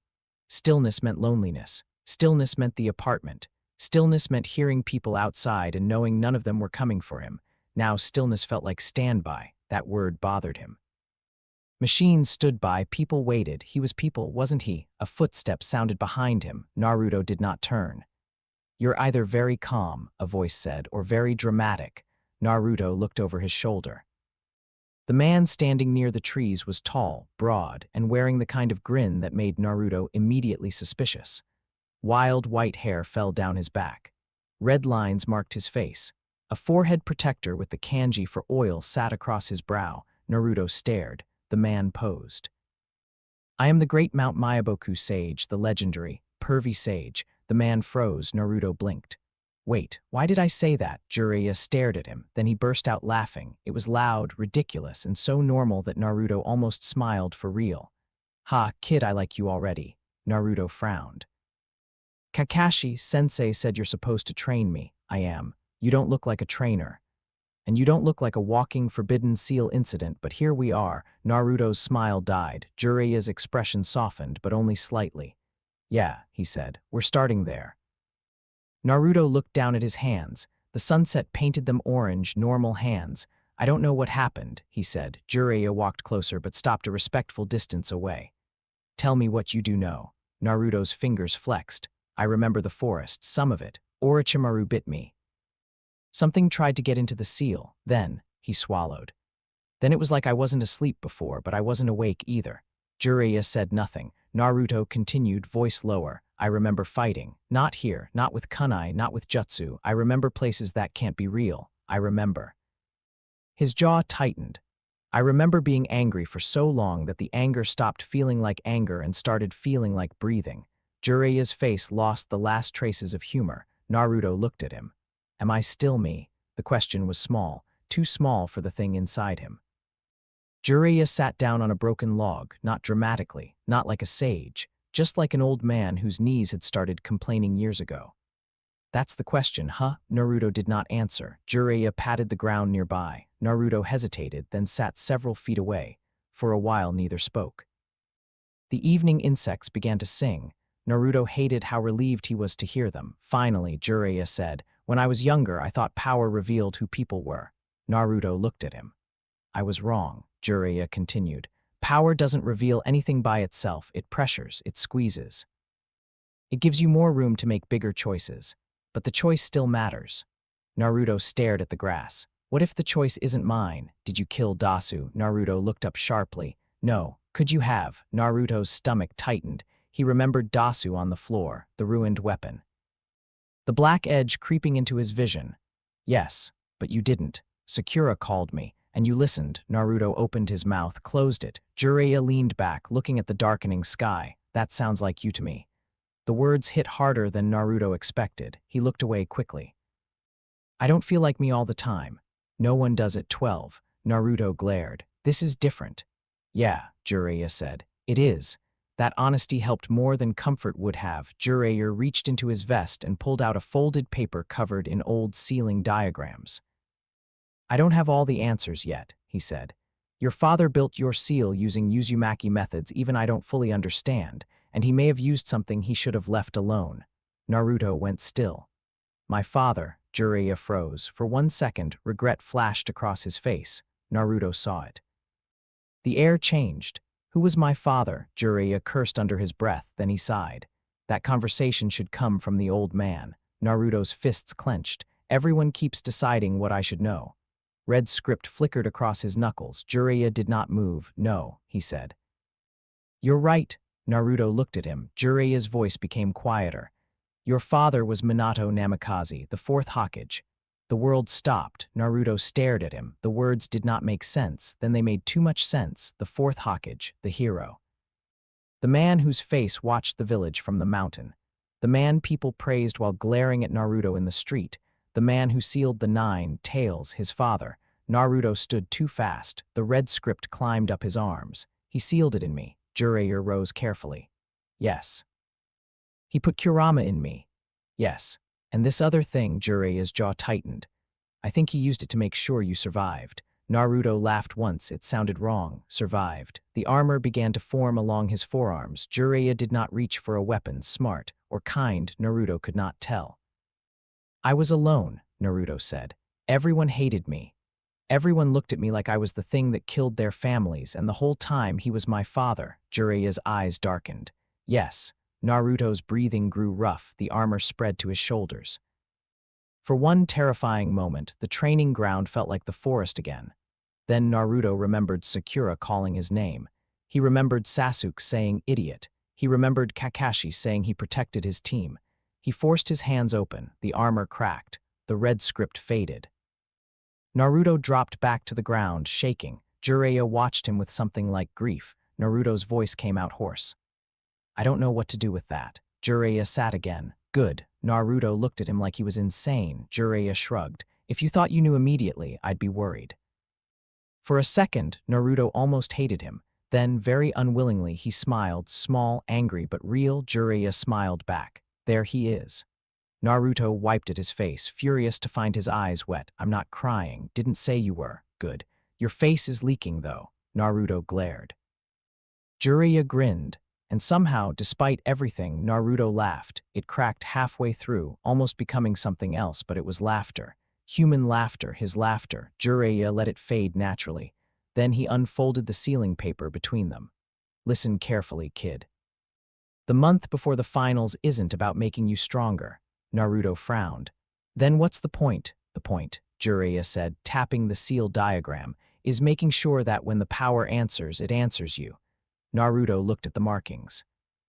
Somewhere deep inside him, something ancient stirred, not resisting, listening. Jiraiya noticed. His expression turned serious. We start tomorrow. Naruto looked toward the village. Lights were beginning to appear in windows. People were eating dinner. Families were talking. Somewhere, Sakura was probably worrying too much. Somewhere else, Sasuke was probably pretending not to be scared of the curse mark burning into him. Naruto looked back at his hands. They were still his. For now, that was enough. What do I do tonight? He asked. Jiraiya stood and stretched. Tonight, you eat, you sleep. You try not to turn into Forbidden Armor Boy in public. Naruto scowled. That nickname sucks. I'm workshopping it. Don't. Too late. I'm a writer. Naruto stared. You're a what? Jiraiya's grin returned in full force. A legendary writer. Naruto narrowed his eyes. Why do I feel like Sakura would hit you? Because Sakura is wise. For the first time since the forest, Naruto's shoulders loosened completely. The darkness inside him did not disappear. The memories did not vanish. The war was still there, somewhere under his skin, vast and waiting. But as Naruto walked back toward the village beside the loud, ridiculous, strangely honest man who knew his father's name, he felt something else too, not peace, not yet, but direction. And in the quiet place where the Slayer waited, that mattered. Chapter 4, The Tournament Floor is a Battlefield. Destiny is a word. The Slayer doesn't read. The month passed like a blade being sharpened. Naruto trained with Jiraiya every day until his bones felt full of fire and his head felt full of broken memories. It was not normal training. There were no cheerful clone drills. No dramatic speeches about guts. No easy victories. Jiraiya did teach him techniques, but only after making one thing clear. Power was not the problem. Control was, so Naruto learned how to breathe through the memories. He learned how to stand still while the red sealing script crawled beneath his skin, demanding a threat to answer. He learned how to let the armor rise only halfway, then sink back down. He learned that the thing inside him was not Kurama, even though Kurama's chakra had begun to flow through it like fuel through an engine. Kurama was anger with a voice. The Slayer was purpose without one. Kurama hated. The Slayer moved, and Naruto stood between them, trying to remain Naruto. Some days he failed, not badly, not dangerously, but enough to scare himself. Once, during a sparring session, Jiraiya used a sealing tag to trap Naruto's leg. The red script answered so fast that Naruto shattered the ground beneath him before he realized he had moved. Jiraiya had laughed it off, but Naruto saw the way the older man's eyes narrowed. Another day, a stray dog barked too suddenly behind him. Naruto turned with his fist raised. The dog ran. Naruto spent the rest of the afternoon sitting on a training post, staring at his hands. Jiraiya did not comfort him. That was one of the reasons Naruto started trusting him. Comfort would have been too easy. Instead, Jiraiya sat beside him and said, "The problem isn't that your body reacts. The problem is when your heart doesn't get a vote." Naruto looked at him. That's supposed to be deep. It was very deep. It sounded like something from one of your weird books. My books are art. Sakura would hit you. Sakura would be correct. Naruto laughed, and for a moment the red script under his skin quieted. That was training too. Jiraiya taught him that. Not every battle was won by punching something. Sometimes the victory was laughing before the armor could rise. Sometimes the victory was remembering a teammate's voice. Sometimes the victory was choosing not to move. By the end of the month, Naruto could summon the armor in fragments. Forearms. Shoulders, chest, neck seals. He could reinforce his body without letting the black fully swallow his eyes. He could feel the edge where Naruto ended and the Slayer began. He could not always stop the crossing, but he could see it coming. That had to be enough. Because the Chunin exam finals had arrived, and Konoha was full of enemies. The stadium roared. Naruto stood in the waiting tunnel and stared out at the arena. He had never seen so many people in one place. Villagers, shinobi, nobles, merchants, foreign guests, and loud children waving little flags they had probably bought for too much money. Colorful banners hung from the walls. The sun shone bright overhead. The exam floor looked clean, polished, almost peaceful. It was fake. Naruto knew that before anyone told him. His senses were sharper now, not better in the way the Byakugan was better, not precise like chakra sight. More like the world had started leaving clues everywhere. Too many people in the upper stands were not watching the matches. Their eyes moved like guards. Their bodies leaned toward exits. Their hands stayed near hidden weapons, sand chakra, sound chakra, foreign signatures, waiting.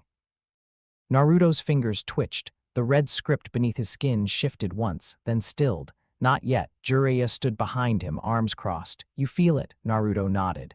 Good, Jiraiya said. Don't chase it. Naruto glanced at him. The older man's face was serious today. No jokes, no dramatic pose. No fake grin. Why not? Because that is exactly what they want, Jiraiya said. The enemy wants panic. If you start ripping through the stands before they move, Konoha looks unstable and they get to control the story. Naruto frowned. So I wait, you watch. I hate watching. I noticed. Naruto looked back toward the arena. In the high box, the third Hokage sat beside the Kazekage. The Kazekage's face was hidden beneath robes and a hat, but Naruto's shoulders tightened when he looked at him. Wrong. The word came from somewhere deep. Not safe. Jiraiya noticed the change. You see something? Naruto's eyes narrowed. The Kazekage smells like snakes. Jiraiya's entire body went still. Then he said quietly, that is the worst sentence you could have said today. Naruto looked at him. Orochimaru, maybe. Then we should, no, Jiraiya said sharply. Naruto stopped. Jiraiya lowered his voice. If it is him the old man knows, or suspects, there are plans in motion. That sounds like adult talk for we're waiting until everything explodes. Jiraiya gave him a tired look. Kid, welcome to shinobi politics. Naruto scowled. Shinobi politics sucks. Yes. That surprised a small laugh out of him. Then a proctor called his name. Naruto Uzumaki vs. Neji Hyuga. The laughter vanished. Across the tunnel, Neji stepped into the sunlight. He looked calm, perfectly calm. That annoyed Naruto more than if he had looked arrogant. Neji's hair fell over his shoulders. His pale eyes were already focused. His posture said he had already accepted the result and was now waiting for reality to catch up. Naruto stepped forward. As he entered the arena, the crowd grew louder, some cheers, some whispers, some silence. He knew the silence best. That was how people looked at him before they decided what kind of monster he was. Neji stopped across from him. The proctor raised one hand. Naruto looked up once. Sakura was in the stands with Kakashi. She gave him a small nod. Kakashi's visible eye curved, but his posture remained sharp.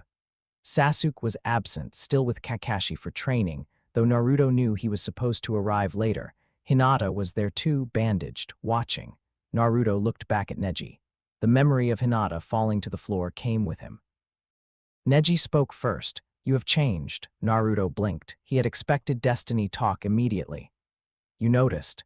You were loud before, Neji said. Now you are merely pretending to be. Naruto's jaw tightened. That one hit closer than he wanted. Neji continued, but the result will be the same. Whether you carry the 9 tails or something else, your fate was decided before this match began. Naruto exhaled slowly. There it was, that word, fate, destiny, cage. The Slayer inside him stirred, not with rage, but with recognition of restraint. Something bound, something locked. Something waiting to be broken. Naruto shook his head once. You talk like a guy who found a prison cell and decided to decorate it. Neji's expression cooled. The crowd quieted slightly. Naruto continued, you think because the cage is old, that makes it true. Neji activated his Byakugan. Veins rose around his eyes. The ignorant always mock what they cannot see. Naruto's hands opened and closed. Then show me. The proctor's hand dropped. Begin. Neji moved first. He crossed the distance fast, clean, and precise. His fingers struck toward Naruto's chest, aiming for chakra points. Naruto twisted aside. Barely, the strike grazed his shoulder and his arm went numb for half a second. Naruto's eyes widened fast, not like Lee, not like Sasuke. Neji's speed was quiet, efficient. No wasted motion, no rage, no flash. He struck again. Naruto blocked with his forearm. Pain shot up to his elbow. The gentle fist did not feel like a punch. It felt like someone had reached through the skin and touched the inside of his chakra network with a needle. Naruto jumped back. Neji followed immediately. 2 strikes hit Naruto's ribs. 1 struck his shoulder. Another hit his thigh. Naruto staggered. The crowd reacted. Neji's face remained calm. "You are durable," he said, "but durability is meaningless if your chakra system collapses." Naruto rolled his shoulder. The numbness was fading faster than it should. Neji saw it. His eyes narrowed. Naruto smiled slightly. "Yeah, people keep saying stuff like that." Neji's stance changed. 8 trigrams. Naruto felt the arena shift, not physically.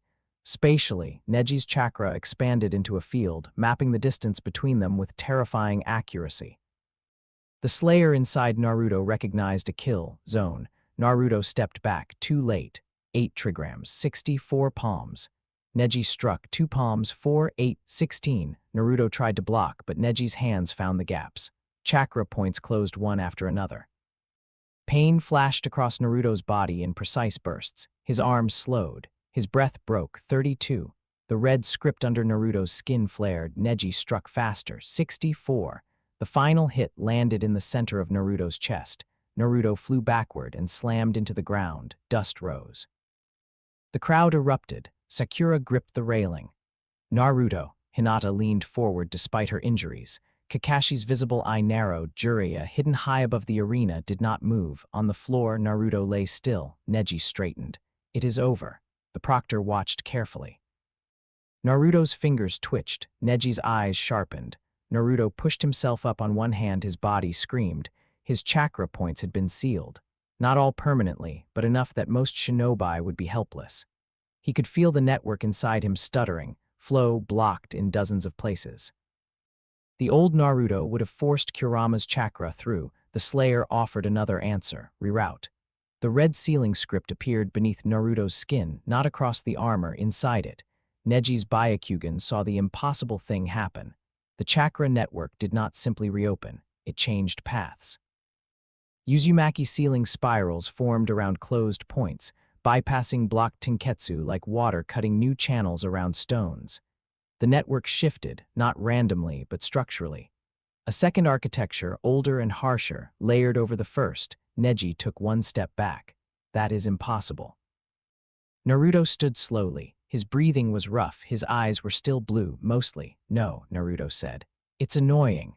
The crowd went quiet again. Naruto rolled his neck. The armor formed over his forearms only, red spirals glowing across dense orange, black plates. No full transformation. No black eyes, no complete awakening. Control. Jiraiya's word echoed in his head. Heart gets a vote. Neji attacked again. This time Naruto did not try to out-technique him. He knew better. Neji was cleaner. Faster at close range, more precise than anyone Naruto had fought except maybe Kakashi. So Naruto changed the fight. Neji's fingers struck Naruto's forearm. The armor took the hit. A red seal flashed and absorbed part of the chakra impact. Naruto felt the pressure, felt the attempted shutdown, but the strike did not reach cleanly. Neji adjusted. Naruto stepped in. Neji's palm hit his chest. Naruto accepted it. Pain burst through him, but he grabbed Neji's sleeve. Neji twisted free before the grip closed and struck Naruto's wrist numbness. Naruto used the numb arm anyway. He slammed his armored forearm into the ground. Dust exploded upward. Neji's Byakugan pierced through it, but the dust was not meant to blind him. It was meant to make him move. Naruto came through low. Neji stepped aside and struck 3 points along Naruto's back. Naruto stumbled, then turned with a shoulder check. Neji blocked, but the force pushed him back. For the first time, his feet slid. The crowd felt it. The match was changing. Neji was still better, but Naruto was learning the shape of him. Gentle fist needed range. It needed angles. It needed clean contact. It needed the opponent to respect the invisible lines of the Hyuga style. Naruto stopped respecting them. He walked into the damage. One strike closed a point near his lung. He breathed through it. Another hit his shoulder. He let the armor catch half. A third struck his side. He grabbed Neji's wrist. This time, Neji could not pull free quickly enough. Naruto did not punch him. That would have been easy, too easy. Instead, he stepped closer. Inside Neji's range, too close for the beautiful circular motion of the Hyuga style. Too close for destiny to look elegant. Neji's eyes widened. Naruto caught his other wrist. For 1 second, they stood face to face. Neji strained. Naruto held him there. The armor on Naruto's arms glowed brighter. The black in his pupils began to spread. Enemy restrained. Finish. No, Naruto inhaled sharply. The black stopped. He leaned closer and spoke quietly enough that only Neji could hear. Your cage isn't real. Neji's face twisted with anger. Naruto's grip tightened. Neither is mine. Then Naruto released him. Neji stumbled back, shocked more by the release than the grip. Naruto stepped in and swept his legs.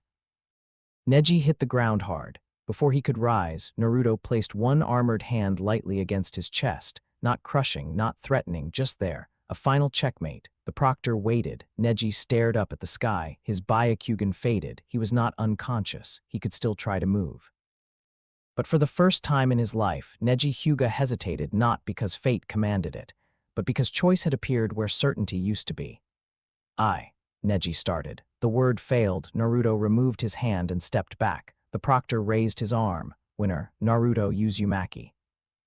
The stadium exploded. This time they cheered. Not everyone, but enough. Naruto barely heard them. He looked down at Neji. Neji remained on the ground, breathing hard, eyes fixed on the open sky above the arena. Naruto turned toward the stands. Hinata was crying. Sakura was yelling something he could not make out. Kakashi's eye curved. Jiraiya, hidden above, allowed himself one small grin. Naruto's armor faded from his arms. For one moment, he felt light. Then the sand moved. It started in the stands. A thin line of sand crawled across the stone beneath a spectator's seat. Then another. Then another. Naruto felt it before most people saw it. Gaara. The next match had not officially begun, but Gaara was already on the edge. His chakra was wild, jagged, pressing against the inside of his skin like something trying to claw out. Across the arena, Gaara stood in the competitors section, one hand over his face. Temari was speaking to him urgently. Kankuro looked pale. Gaara's fingers twitched. Sand rose around him in spirals. Naruto's shoulders tightened. In the high box, the Kazekage turned his head slightly. The Hokage did the same. Then the illusion fell over the stadium. Feathers drifted from the sky, soft, white, harmless looking. People began to slump in their seats. Genjutsu. Kakashi moved instantly. So did Guy. Several Jonin released themselves and sprang into action. Sakura's eyes widened as the illusion touched her.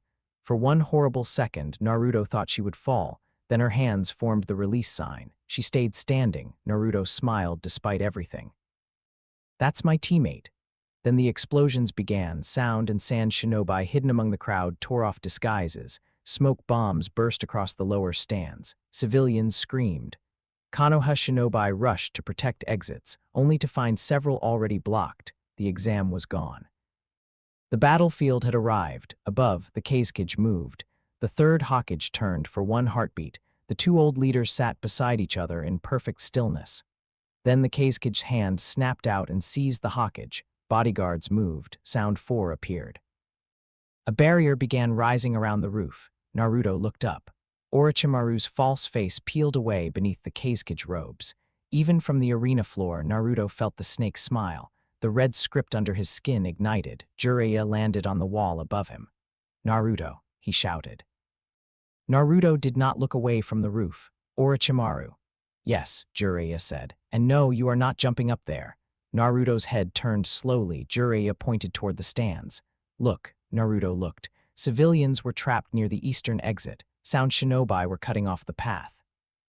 A group of academy-aged children huddled behind a broken railing. Sakura was already moving toward them, kunai drawn, face pale but determined. Kakashi was heading toward another section. Guy vanished in a blur toward the west side. The Hokage was trapped above. The village was under attack below. Naruto's hands clenched. Every instinct screamed to go for the strongest threat. Orochimaru, snake, enemy commander, remove.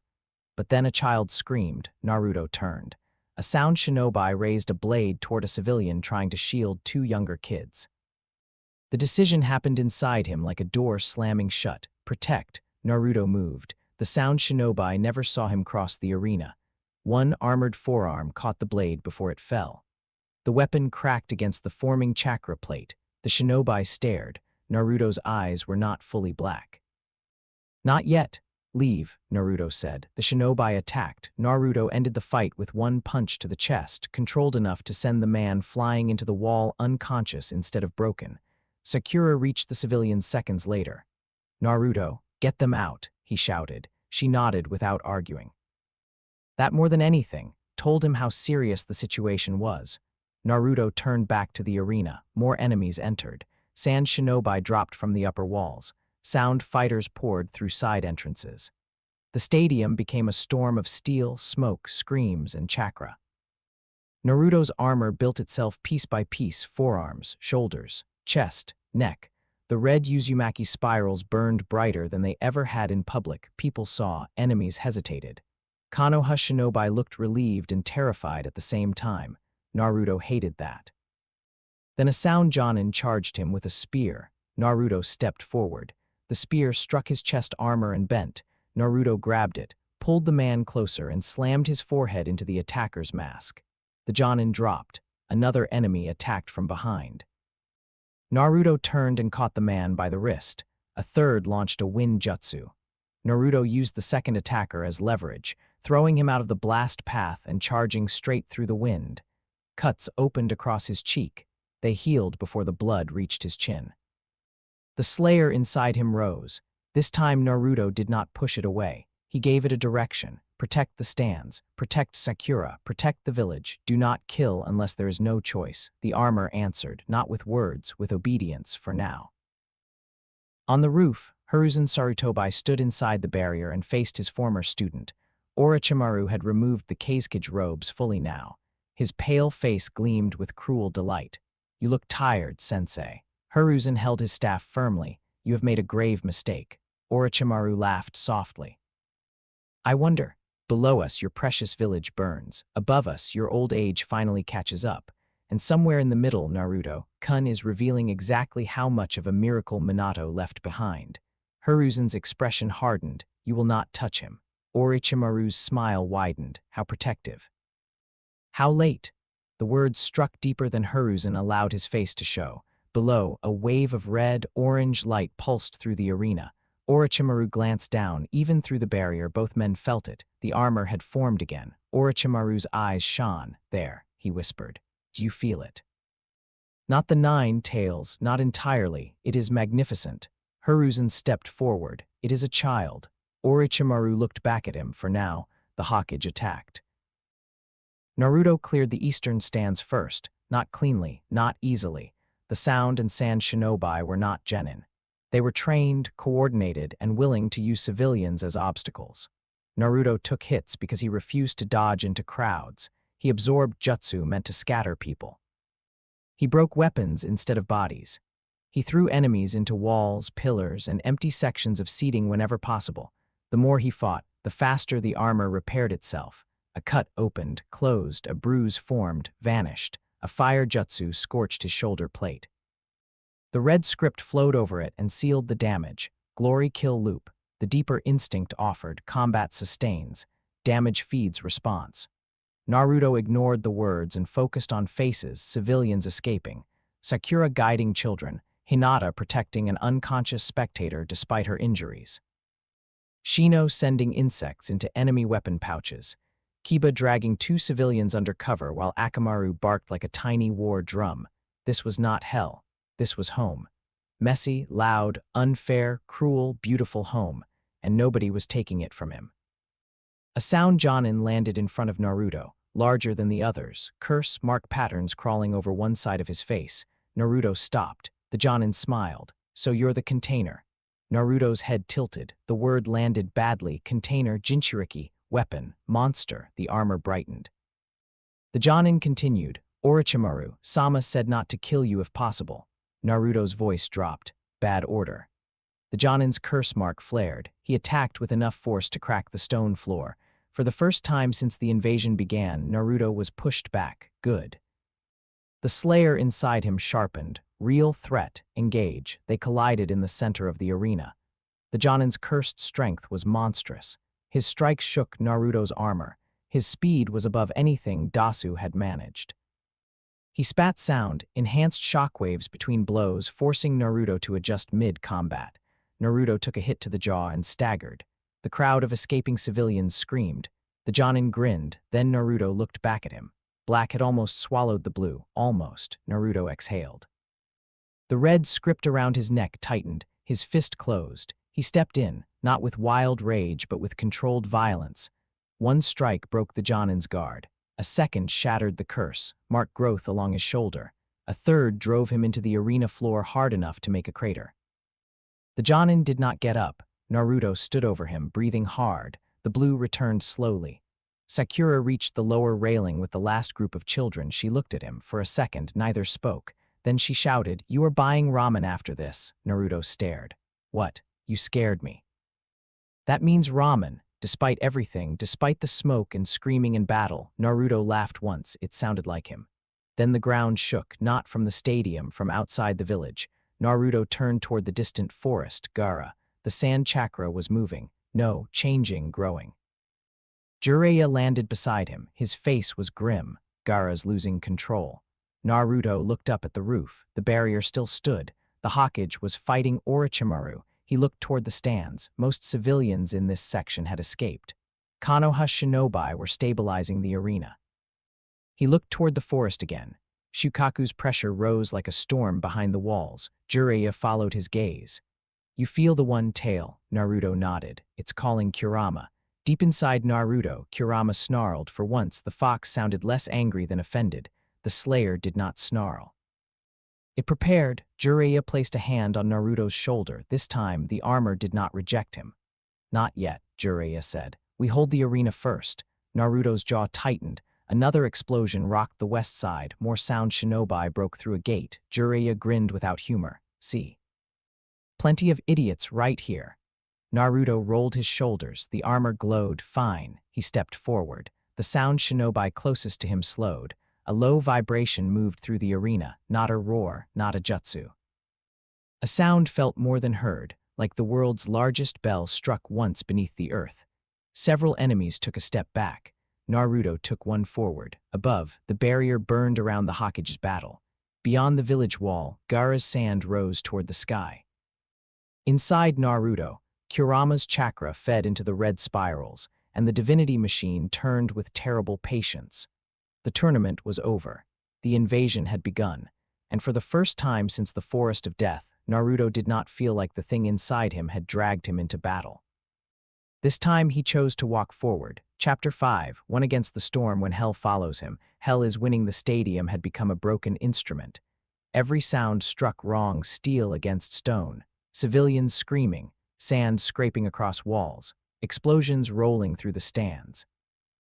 Shinobi barking orders that vanished beneath the deeper roar of battle. Naruto stood at the center of it all, armor burning across his body in red spirals and black, orange plates, and felt every sound become a target. To his left, 3 sound shinobi tried to force their way toward a blocked civilian exit. To his right, a sand puppeteer pinned 2 Konoha Chunin behind a collapsed railing. Above him, the 4 violet flames barrier burned around the rooftop, trapping the 3rd Hokage with Orochimaru. Beyond the village wall, Gaara's chakra twisted and swelled like a storm trying to grow teeth. Too many threats, too many directions. The Slayer inside Naruto had a simple answer: move. So Naruto moved. He crossed the arena floor with enough force to crack the stone beneath his feet. The first sound shinobi turned at the last second. Naruto's armored forearm caught the man's sword and shattered the blade in half. A second strike folded the attacker into the wall hard enough to drop him unconscious. The next enemy formed hand signs. Naruto kicked broken stone from the arena floor into the man's hands. The jutsu failed. A third enemy lunged from behind. Naruto ducked, grabbed the attacker by the vest, and threw him into the sand puppeteer across the arena. Both went down in a tangle of wood, wire, and curses. "Okay." Jiraiya shouted from the upper railing. That one was actually pretty cool. Naruto did not answer. He was already moving toward the next group.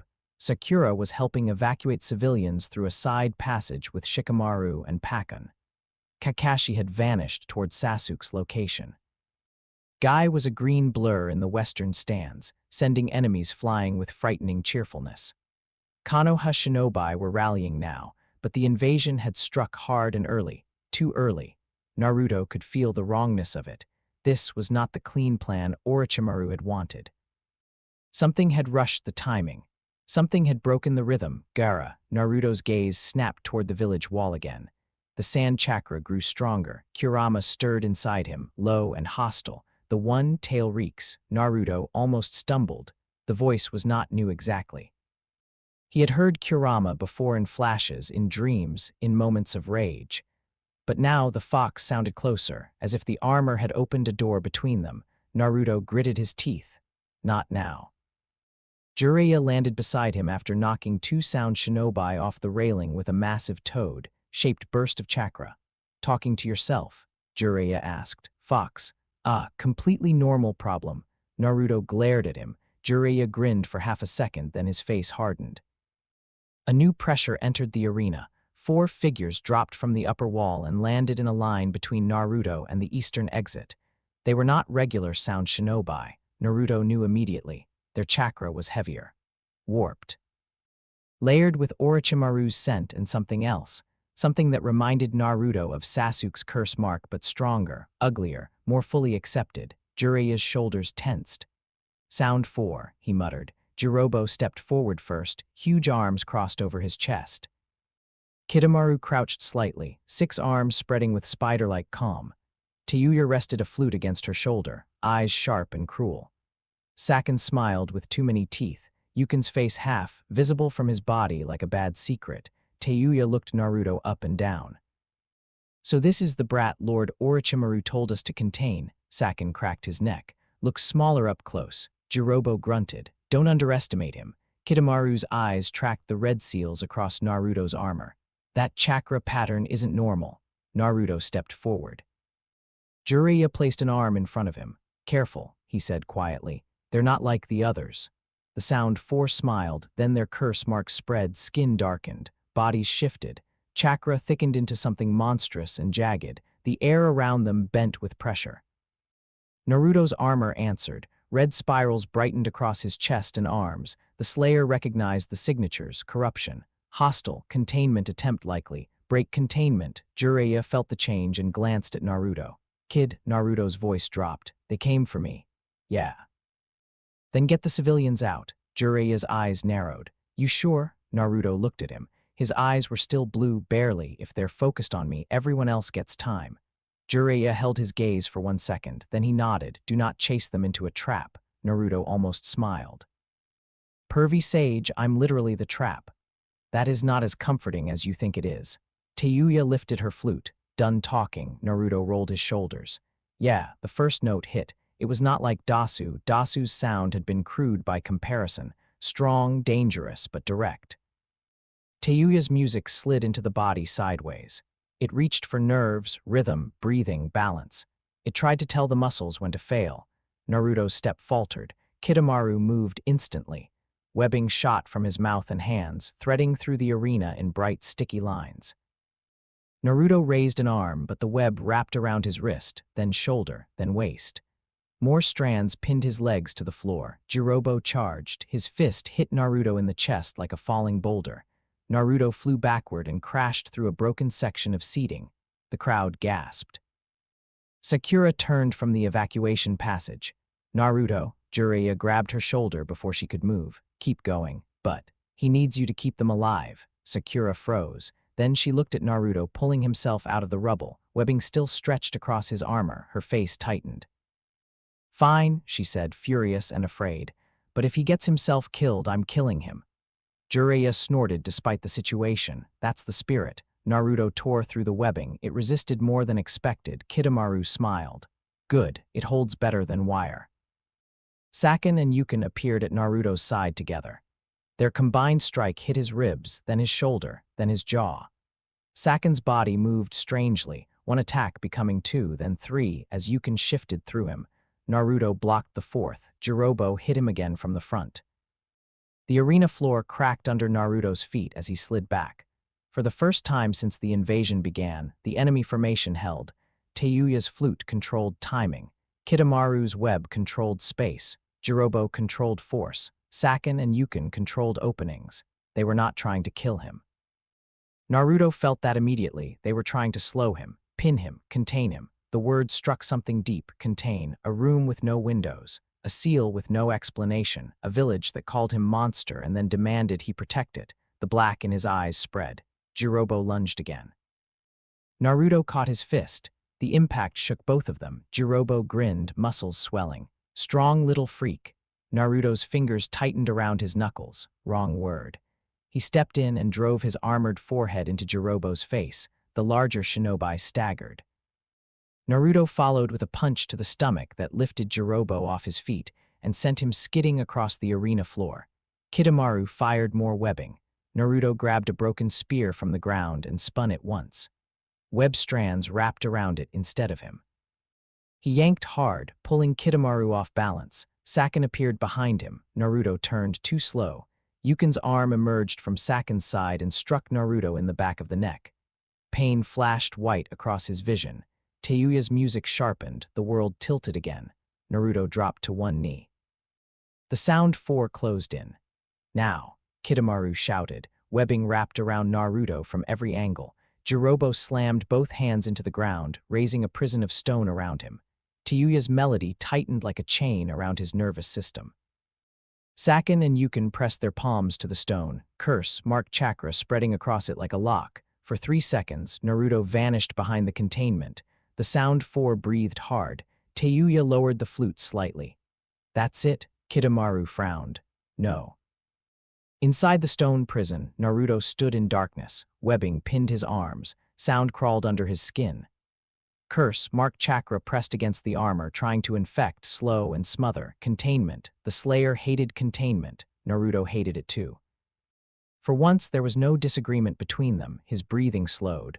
The red spirals across his armor stopped pulsing. Then they began rotating in reverse. Outside, Kidomaru's eyes widened. The seals are changing. Jirobo stepped back. What? Teiuya lifted her flute again, too late. The stone prison cracked, not outward from pressure, inward from light. A line of red, orange fire appeared through the center of the prison wall. It widened, humming with a sound that made every curse mark in the arena recoil. The crucible formed in Naruto's hand. This time it stayed. The prison split apart, webbing evaporated from his armor. The sound jutsu broke into scattered notes. Curse marked chakra recoiled like something burned by a holy flame. Naruto stepped through the opening. The blade in his hand was not long, not elegant, not like a katana or a shinobi weapon. It was brutal and simple, made of compressed light so dense the air around it shimmered. Teiuya whispered, "What the hell is that?" Naruto looked at her. No. The word landed strangely, not a correction, a refusal. Hell was not here, not yet, and he would not let it follow him into Konoha. The sound 4 attacked together. Naruto met them. The crucible did not cut like normal fire. It did not burn everything wildly. It moved with purpose. Naruto used it not to destroy bodies, but to destroy tools, curse, mark growth, barriers, and weapons. Kidomaru's golden web hardened into a shield. The crucible passed through it like sunlight through mist. Naruto struck the ground beside him, not his body. The shockwave blew Kidomaru across the arena and smashed him into a wall, unconscious. Teiuya summoned 3 monstrous chakra constructs with her flute. The crucible flared. The constructs froze for one moment. Naruto saw them not as summons, but as shaped corruption. Patterns, hunger, orders. He swung once. The constructs dissolved into smoke and broken notes. Teiuya stumbled, blood at her lip, flute cracking in her hands. Naruto crossed the distance and crushed the flute with 2 fingers. She stared at him. Then he tapped her forehead with the flat of the gauntlet. A sealing pulse knocked her unconscious. Jirobo roared and tackled Naruto from behind. They crashed through the arena wall into the open training field beyond the stadium. Jirobo lifted Naruto and slammed him into the ground. Once, twice. The third time, Naruto's hand caught his face. The ground beneath both of them exploded as Naruto pushed back. Jirobo struggled, curse mark burning at full power. Naruto rose slowly, forcing the giant shinobi backward. For a moment, strength met strength. Then Naruto's armor brightened. Jirobo's confidence broke. Naruto threw him into the remains of a stone pillar hard enough to bury him halfway through it.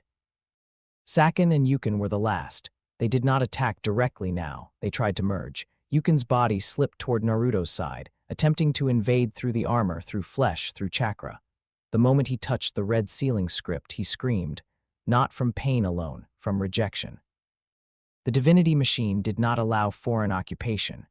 Yukin was expelled violently, hurled back into Saken's body with enough force to send them both rolling across the field. Naruto stood over them. The crucible flickered. The Slayer wanted to finish. Naruto raised the blade. Saken looked up, eyes wide for the first time. The blue returned to Naruto's eyes.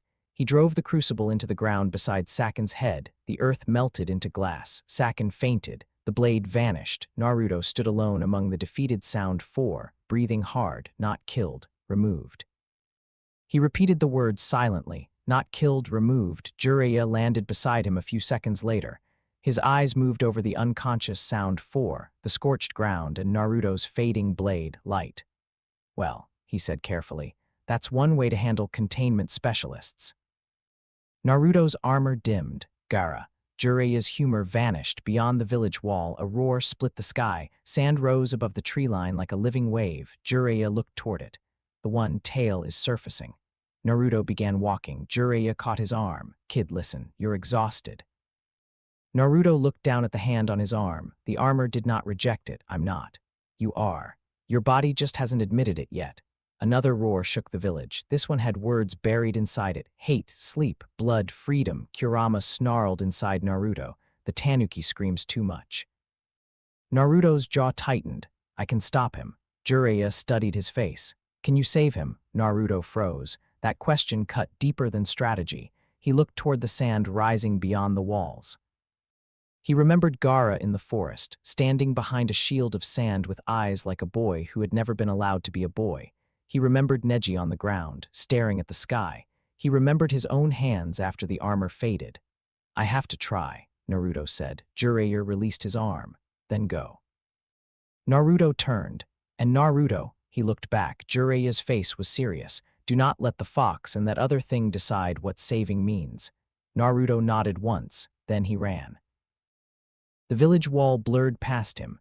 Naruto crossed rooftops, broken streets, and smoke-filled alleys following the rising pressure of Shukaku's chakra. Konoha shinobi shouted as he passed. Some called his name, some stepped back, some simply stared at the armor and let him through. Outside the village, the forest had become a desert wound. Sand covered the ground in wide patches, crushing grass and roots beneath it. Trees leaned at impossible angles, branches stripped bare by the storm of grains moving through the air. Gaara stood at the center of it. Or what remained of Gaara? His body had swollen into partial transformation. One arm had become massive, sandy, and clawed. Half his face was consumed by Shukaku's features, one eye wide and wild. A tail lashed behind him, carving trenches through the earth. Temari and Kenkuro lay farther back, injured but alive. Sasuke was there too. He stood between Gaara and the fallen sand siblings, breathing hard, curse mark crawling along his neck despite Kakashi's seal. His clothes were torn. One arm hung low. Naruto landed beside him. Sasuke did not look surprised. Took you long enough, Sasuke said. Naruto glanced at him. You look terrible. You look worse. Naruto almost smiled, then Gaara laughed. It was not fully his voice anymore. Naruto Uzumaki, Gaara rasped. You came. Sand rose around him like a crown. Sasuke's Sharingan spun. He's stronger than before, Sasuke said. A lot stronger. Naruto looked at the curse mark spreading across Sasuke's skin. You're using it. Sasuke's face twisted. I didn't ask for advice. It's not yours, Sasuke flinched. The words hit exactly where Naruto knew they would. Before Sasuke could answer, Gaara attacked. A wave of sand surged forward. Naruto grabbed Sasuke by the back of his shirt and threw him out of the way. Sasuke shouted something rude midair. Naruto planted both feet and crossed his armored arms. The sand hit like a river made of stone. He slid backward, boots tearing through the ground. The armor held, but pressure built around him. Sand wrapped his legs, climbed his waist, reached for his throat. Shukaku's chakra pressed in, crush, bury, silence. Naruto's red script flared. He tore one arm free and slammed his fist into the sand wave. The impact blasted a hole through it, but more sand closed instantly. Gaara laughed again. "This is my world," he said. "In my sand, everything dies." Naruto pushed forward, step by step. The sand fought every inch. Sasuke tried to move in from the side, but the curse mark pulsed and he dropped to one knee. Naruto saw it. Gaara saw it too. A spear of sand shot toward Sasuke. Naruto changed direction instantly. He crossed the distance and caught the spear against his forearm. The point cracked against his armor but still drove him back. Gaara's transformed eye narrowed. Why protect him? Naruto looked at him through the storm. Team. Gaara's expression twisted. Lies. The sand exploded upward. Naruto was thrown into the air, then slammed down into a clearing hard enough to break the ground beneath him. His armor cracked across the chest. Red seals rushed to repair it. Gaara crawled forward, transformation spreading further. "You don't understand," Gaara hissed. "People like us do not have teams. We have watchers, handlers, liars, people who smile until they are afraid." Naruto rose slowly. The words hit too close. Gaara continued, voice breaking under Shukaku's influence. "They call you a person only when you are useful." Naruto's armor dimmed for half a second. Useful. Weapon, container, monster. The sand surged again. This time Naruto did not block. He jumped forward. The sand caught his legs midair, dragged him down, and began crushing. Pain shot up his body. The regeneration loop answered, but slowly. Shukaku's chakra was heavier than the Sound 4, ancient, hostile, familiar to Kurama in a way that made the fox thrash inside him. Kurama's chakra surged, red bubbled under Naruto's armor. "Use me," the fox growled. "Crush the raccoon." Naruto clenched his teeth. "No." Shukaku's voice roared through Gaara's mouth. "Then sleep, break, disappear." The sand tightened. Naruto's vision darkened. The Slayer rose, threat tier 3, demonic, adjacent chakra. Crucible authorized. The blade began to form. Naruto felt it in his hand, hungry and absolute. One swing could tear through the sand. One swing could carve into the beast. One swing could end the threat. Jiraiya's voice echoed, "Do not let the fox and that other thing decide what saving means." Naruto forced his hand open. The forming crucible flickered. Gaara stared. For a second, somewhere behind Shukaku's eye, the boy noticed. Naruto spoke through the pressure crushing his ribs. "You're not the demon." Gaara froze. The sand did not stop, but it hesitated. Deep inside Naruto, Kurama's chakra surged again, furious at being restrained. The Slayer pushed against it, not as an enemy, but as a structure. For the first time, Naruto felt the three forces align. Kurama's power, the Slayer's purpose, his choice. The red spirals across his armor changed. They did not flare outward, they sank inward. A low frequency moved through the clearing. Not sound, command, not domination, recognition. Shukaku heard it. The one, Tail's laughter stopped. For 3 seconds, the sand faltered. 3 seconds was enough. Naruto broke free. He crossed the distance before Gaara could recover. The crucible ignited fully behind him, not in his hand but along his back like a rising line of red light. He did not draw it. He did not strike with it. He let it exist as a warning. Shukaku recoiled. Naruto slammed into Gaara, driving both of them through the sand armor and into the ground. Not a killing blow, not a finishing move, a collision, a refusal. The partial transformation cracked around Gaara's body. Sand exploded outward. Naruto landed on top of him, one armored hand pinning the transformed arm, the other pressed against Gaara's chest.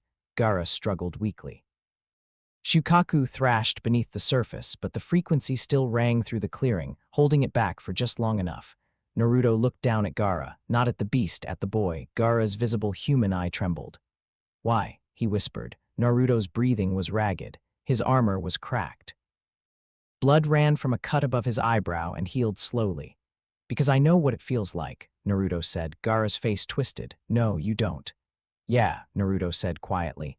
"I do." The sand stilled. Naruto leaned closer, voice low. "You're not the demon. You never were." Gaara stared at him. Those words did what fists had not. The Shukaku chakra recoiled. the transformation began to collapse. Sand fell away in heavy sheets. The massive arm crumbled. The tail dissolved. The monstrous half of Gaara's face broke apart grain by grain until only a wounded, exhausted boy remained beneath it.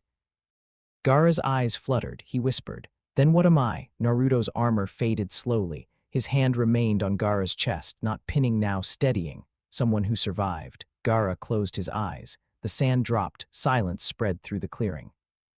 Sasuke stood nearby, breathing hard, one hand pressed to the curse mark.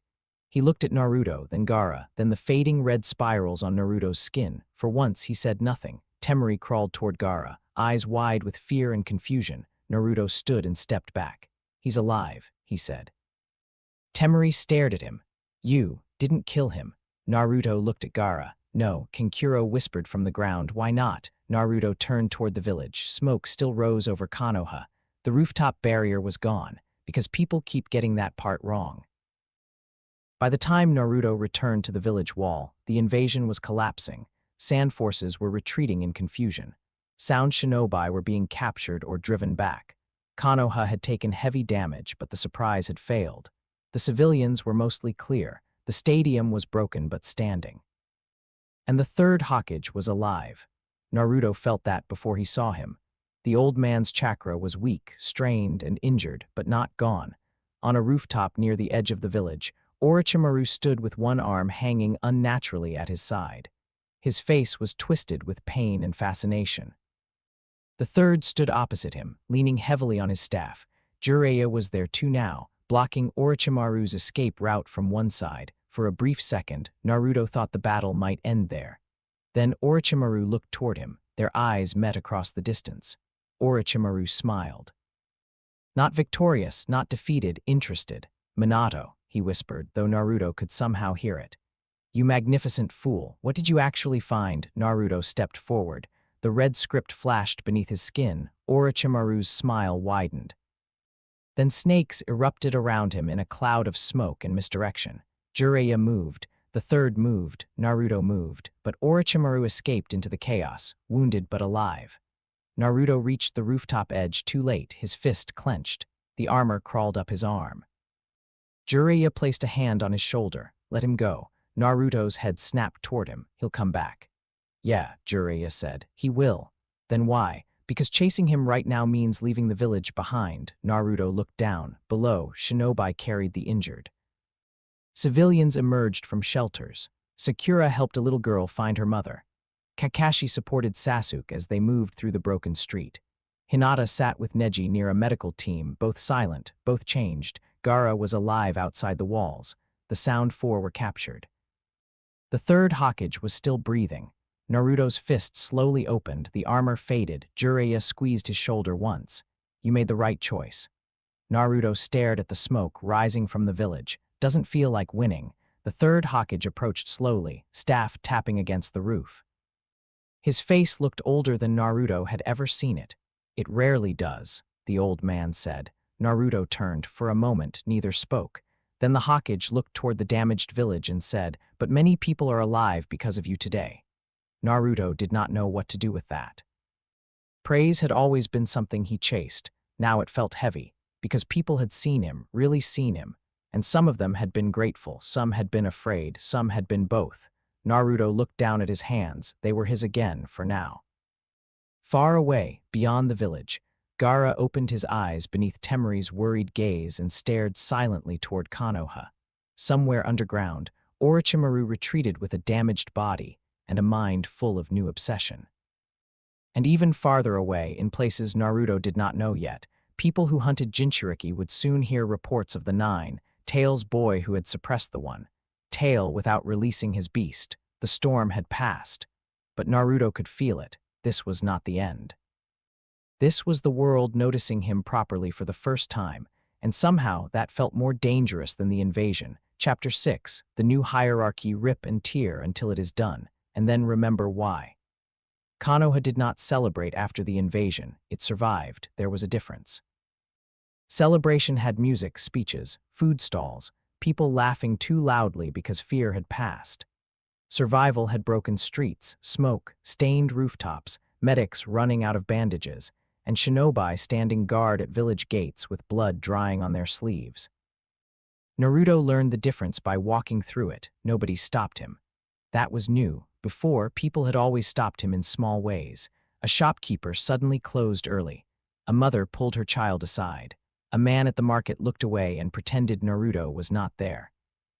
The village had spent 12 years teaching him that he could move through Konoha, but never really belong inside it. Now people watched him openly, some with fear, some with gratitude, some with both fighting on their faces. A woman outside a damaged tea shop bowed when he passed. Naruto froze. He did not know what to do. The woman's son stood beside her, arm in a sling, staring at Naruto with huge eyes. "You saved us in the stadium," the woman said. Naruto looked at the ground. "I just hit the bad guys." The boy whispered, "Your armor was cool." Naruto blinked. For 1 second, his chest hurt in a way battle had not caused. Then the woman pulled her son slightly behind her, almost without thinking. The motion was small, automatic, but Naruto saw it. Of course he saw it now. The boy looked embarrassed. The woman looked ashamed. Naruto pretended not to notice because pretending was kinder than making them explain.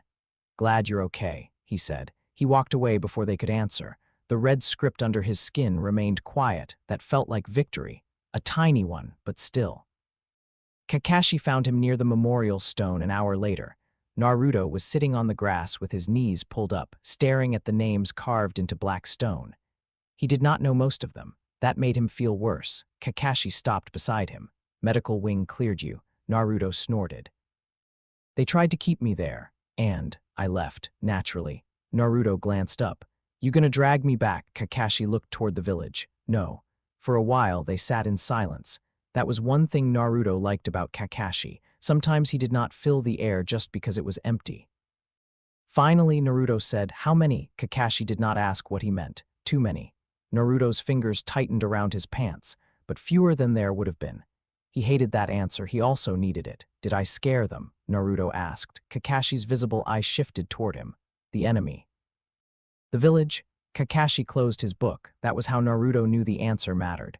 "Yes," Kakashi said. Naruto looked down. Kakashi continued, "You also saved them." "That doesn't cancel it out." "No," Kakashi said. "It doesn't." Naruto waited for the rest, for the speech. For the part where Kakashi told him not to worry, that everything would be fine, that people would understand eventually.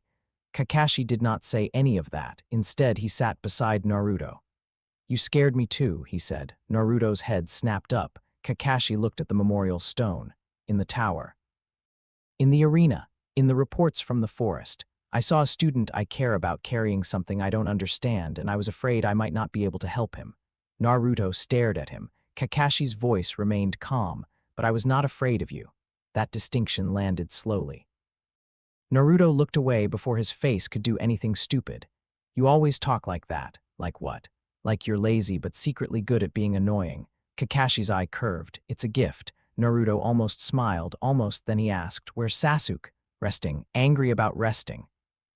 That sounds like him.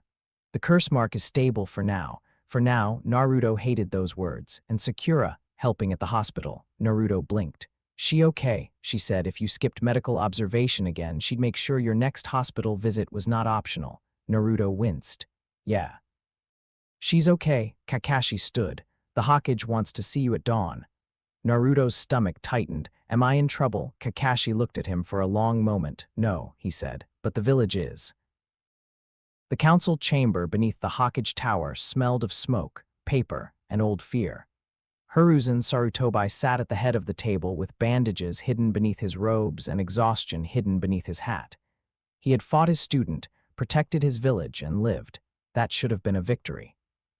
Instead, he was listening to men discuss a child like a broken weapon. Danzo sat in shadow, as he always did by choice. Hamura and Koharu sat to Hiruzen's right, their faces drawn tight with age and worry. Several clan representatives had been summoned. Kakashi stood near the wall. Jiraiya leaned in the corner with his arms crossed, expression dark enough that nobody had made a joke about his presence.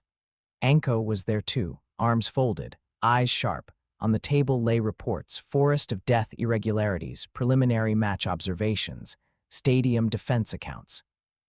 Sound 4 containment failure, Gaara suppression incident, Every report had the same name circled: Naruto Uzumaki. Danzo spoke first. The boy is no longer a Jinchuriki alone. Jiraiya's eyes narrowed. Great start, really warm. Danzo ignored him. The 9 tails was already the village's greatest strategic asset and greatest internal risk. Now that risk has changed beyond any known containment framework. He saved the village, Kakashi said. He acted in defense of the village, Danzo corrected. This time. Anko's hand twitched toward a kunai. Hiruzen saw it and gave the smallest shake of his head. Danzo continued. He defeated multiple enemy Jonin-level combatants, neutralized the Sound 4, and suppressed a partial 1 tail manifestation without standard sealing techniques. His power cannot be predicted, his loyalty cannot be assumed, his emotional stability is untested. Kakashi's voice cooled. He is 12. He is a 12-year-old who can produce armor capable of resisting gentle fist strikes and curse-mark restraints, Danzo replied. Sentiment does not change the facts. Jiraiya pushed off the wall. No, but facts need context, and you're very good at cutting that part out. Danzo's single visible eye shifted toward him, then provide it. Jiraiya stepped closer to the table. The thing inside Naruto responds to threats and containment. The more you treat him like a danger that needs a leash, the more likely you are to wake the part of him built to break leashes. The room went quiet. Hamura frowned. Are you saying we should do nothing? I'm saying if you put him in a cell, you'd better build a new village around the crater. Koharu's face tightened. Jiraiya. No, Jiraiya snapped. You all need to hear it plainly. You could barely contain the 9 tails with Minato sacrificing his life. Naruto is not just carrying Kurama anymore.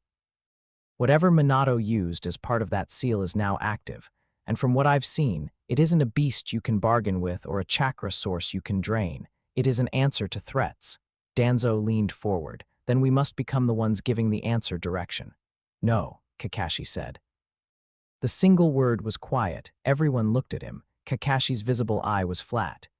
You cannot direct what you do not understand, and you do not understand Naruto. Danzo's expression did not change. I understand weapons. Kakashi stepped away from the wall.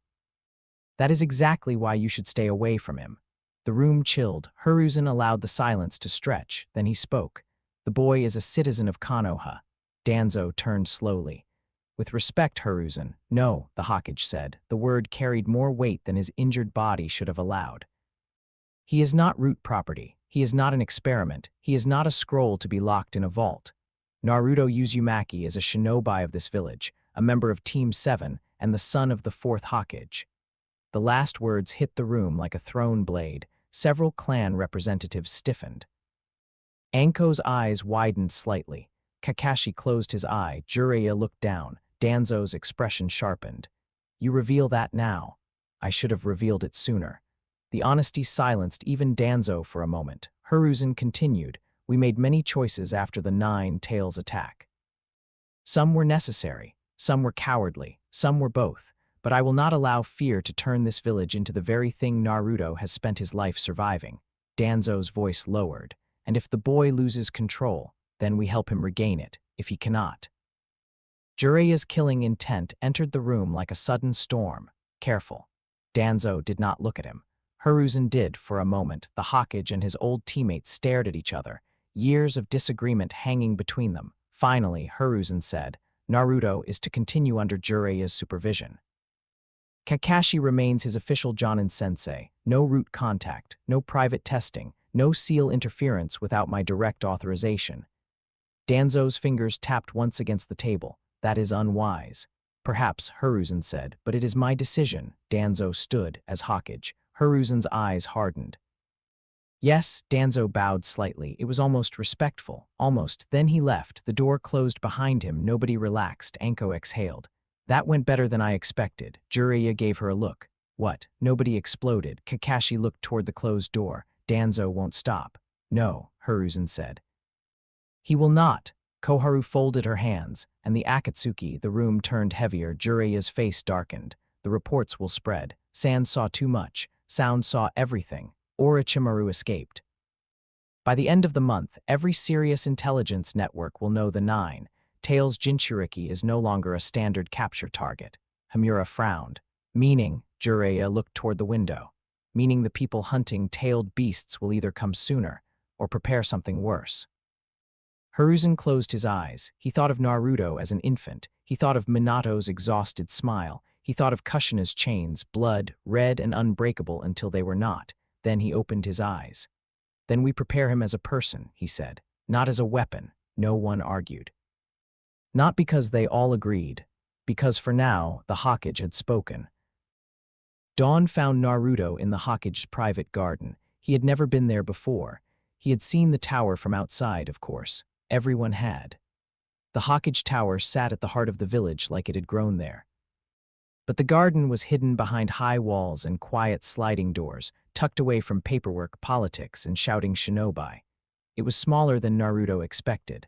A pond, a stone path, a few old trees, flowers planted in careful rows, wind chimes hanging beneath the roof, peaceful. That made him nervous. He stood near the pond with his hands in his pockets, watching orange fish drift under the water.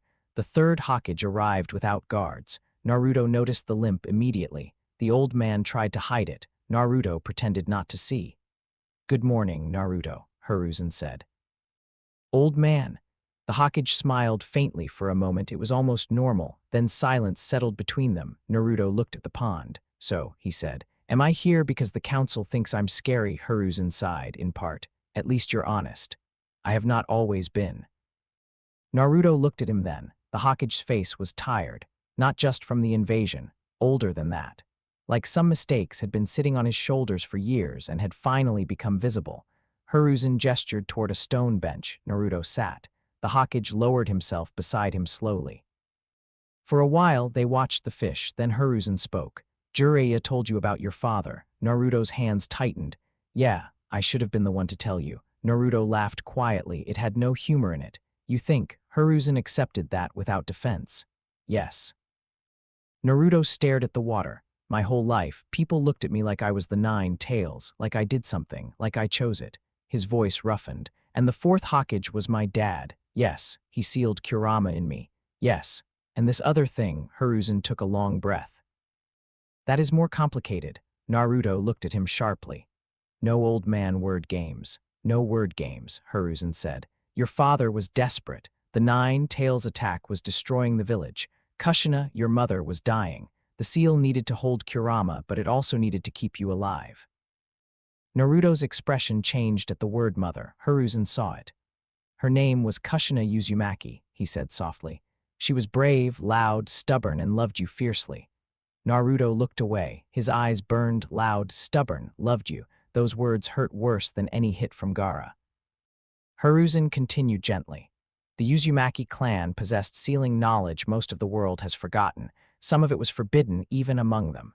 Jiraiya believes Minato used one of those old methods as part of the containment. The void beneath the seal," Naruto said. Hiruzen looked at him. Naruto's voice lowered. "I hear things when the armor comes, not like voices, like old words, old meanings." The Hokage went still. "What do you hear?" Naruto stared at his reflection in the pond. He looked normal there, a boy in an orange jacket, messy hair, whisker marks, tired eyes. "I remember fights," Naruto said. "Millions of them, or maybe one fight that never ended. I remember being built for one thing, to keep going, to break through, to rip and tear until nothing bad is left standing."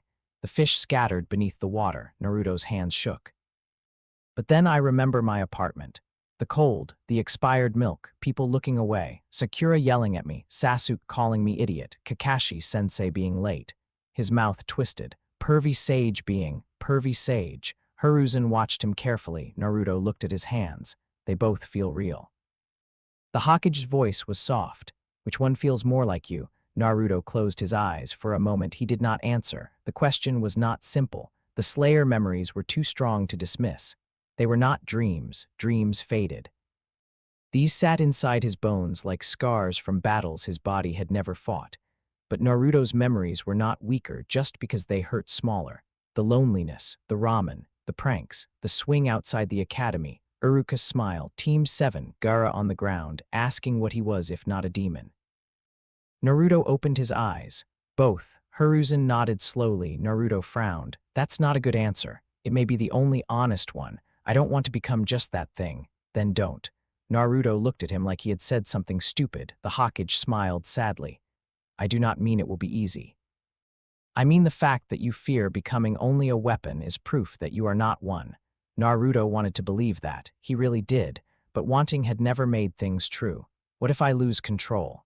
Then the people who care for you will help you return. And if they can't? Hiruzen did not answer immediately. Naruto appreciated that. Finally, the old man said, then they will try anyway.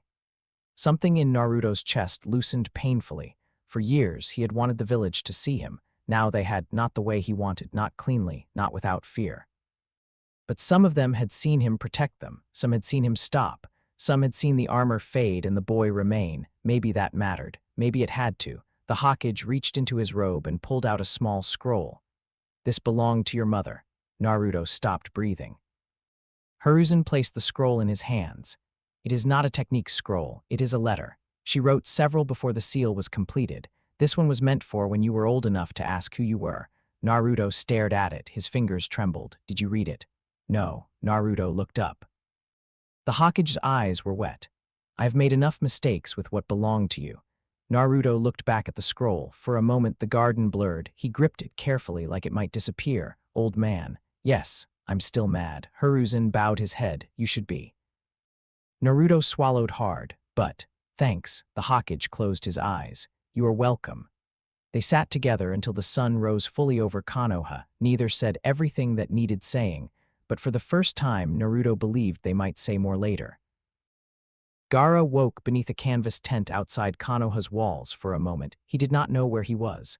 Then the memories returned. The invasion, the sand, the transformation, Naruto's hand on his chest. You're not the demon, you never were. Gaara stared at the ceiling.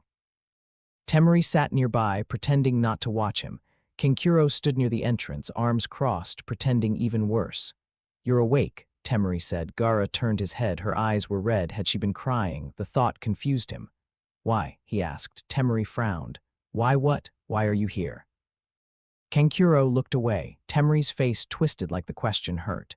Because you're our brother. Gaara said nothing. That answer would have meant nothing yesterday. It still did not fully make sense today, but it stayed. Kankuro cleared his throat. The invasion failed. Gaara closed his eyes. Father, Temari's expression darkened. Orochimaru killed him before the finals. He was impersonating him. Silence. Gaara waited for grief. Nothing came, only a hollow feeling where something should have been. Perhaps that was grief. Perhaps it was only the shape left behind when a cage broke and the prisoner did not know where to walk. What happens now? Gaara asked. Temari looked toward Konoha. We return to Suna. Explain. Try to keep our village from collapsing. Kankuro muttered. Fun week. Temari glared at him. Gaara looked at his hands. Sand shifted weakly near his fingers. It did not feel as loud as before. Shukaku was still there, but quieter, not gone, never gone. Gaara remembered Naruto's eyes. Not fearless. Not gentle exactly. Something harder than both. Someone who had seen the monster and spoken to the boy. Tell Konoha, Gaara said, that Suna will honor the withdrawal. Temari blinked. Kankuro stared. Gaara continued. And tell Naruto Uzumaki. He paused. The words were strange in his mouth. Tell him I heard him. Temari's face softened. I will. Gaara turned back toward the ceiling. For the first time in years, he slept without asking the sand to kill anyone. Sasuke found Naruto on the hospital roof that evening. Naruto was sitting on the edge with one leg hanging over, holding a sealed scroll in both hands. He had not opened it yet. Sasuke landed behind him with a quiet thud. Naruto did not turn. You're supposed to be resting. So are you. Sasuke said, yeah, but I'm bad at it, Ichen. Naruto smiled faintly. They sat in silence for a while. Below, the hospital courtyard was full of movement. Medics, patients, family members, shinobi coming and going with reports. The village was hurt but alive. Sasuke's gaze shifted to the scroll. What's that? Naruto's fingers tightened around it. My mom. Sasuke said nothing. That was probably the best thing he could have said. Naruto looked at him then. The curse mark was hidden beneath a high collar, but Naruto could still feel it. Does it hurt? Sasuke's face hardened. No, liar. Sasuke glared. Naruto looked back at the village. Orochimaru wants you. I know, he'll use that mark. I know. It's not power, Sasuke. The Uchiha's jaw tightened. You don't get to lecture me about power. Naruto flinched slightly. Sasuke saw it and looked annoyed with himself. But he continued. You stand there with armor no one can explain, healing from injuries that should put you down, suppressing tailed beasts, beating people who trained longer than us. And you tell me what power is. Naruto's expression went quiet. That's why I'm telling you. Sasuke froze. Naruto looked at his hands. Because I don't know if this power is mine either, not all of it, and that scares me. He looked at Sasuke. That mark should scare you. Sasuke's eyes darkened. It does. The honesty surprised both of them. Sasuke looked away immediately, as if the words had escaped without permission. Naruto did not make fun of him. After a moment, Sasuke said, I saw you with Gaara. Naruto waited. You could have killed him. Yeah, you didn't. No. Why? Naruto looked out over the village. Because if I did, everyone who looked at us and saw monsters would be right. Sasuke did not answer. The wind moved between them. Finally, Sasuke turned to leave. At the door, he paused. Naruto. Yeah, if Orochimaru comes for me. Naruto looked back. Sasuke's voice was low. Don't hold back because it's me. Naruto stared at him, then he smiled without humor. Idiot. Sasuke blinked. Naruto stood, tucking the scroll carefully into his jacket. If Orochimaru comes for you, I'm not fighting you. I'm fighting the hook. Sasuke's expression shifted, not soft, never soft. But something in it loosened. He left. Naruto watched the door close. The red script beneath his skin remained quiet, good. Far from Konoha, in a hidden chamber lit by dim blue light, 3 figures studied a report. Pain read silently. Konan stood beside him, paper wings folded behind her like still clouds. Abaito remained half in shadow, orange mask tilted slightly as if amused. The report was incomplete. All reports were, but this one contained enough. Konoha invasion failed, Orochimaru wounded, 1, tail manifestation suppressed, 9, tail's Jinchuriki displayed unknown armor state, sound 4 defeated simultaneously, no full 9, tail's cloak observed, no standard sealing technique observed. Pain lowered the paper. The 9, tail's host has changed. Conan's eyes narrowed. Changed how? Pain handed her the report. She read it once, then again. This does not read like a Jinchuriki event. No, Pain said. Abaito's voice drifted from the shadows. Orochimaru must be thrilled. Conan ignored him. If the report is accurate, extraction protocols may need adjustment.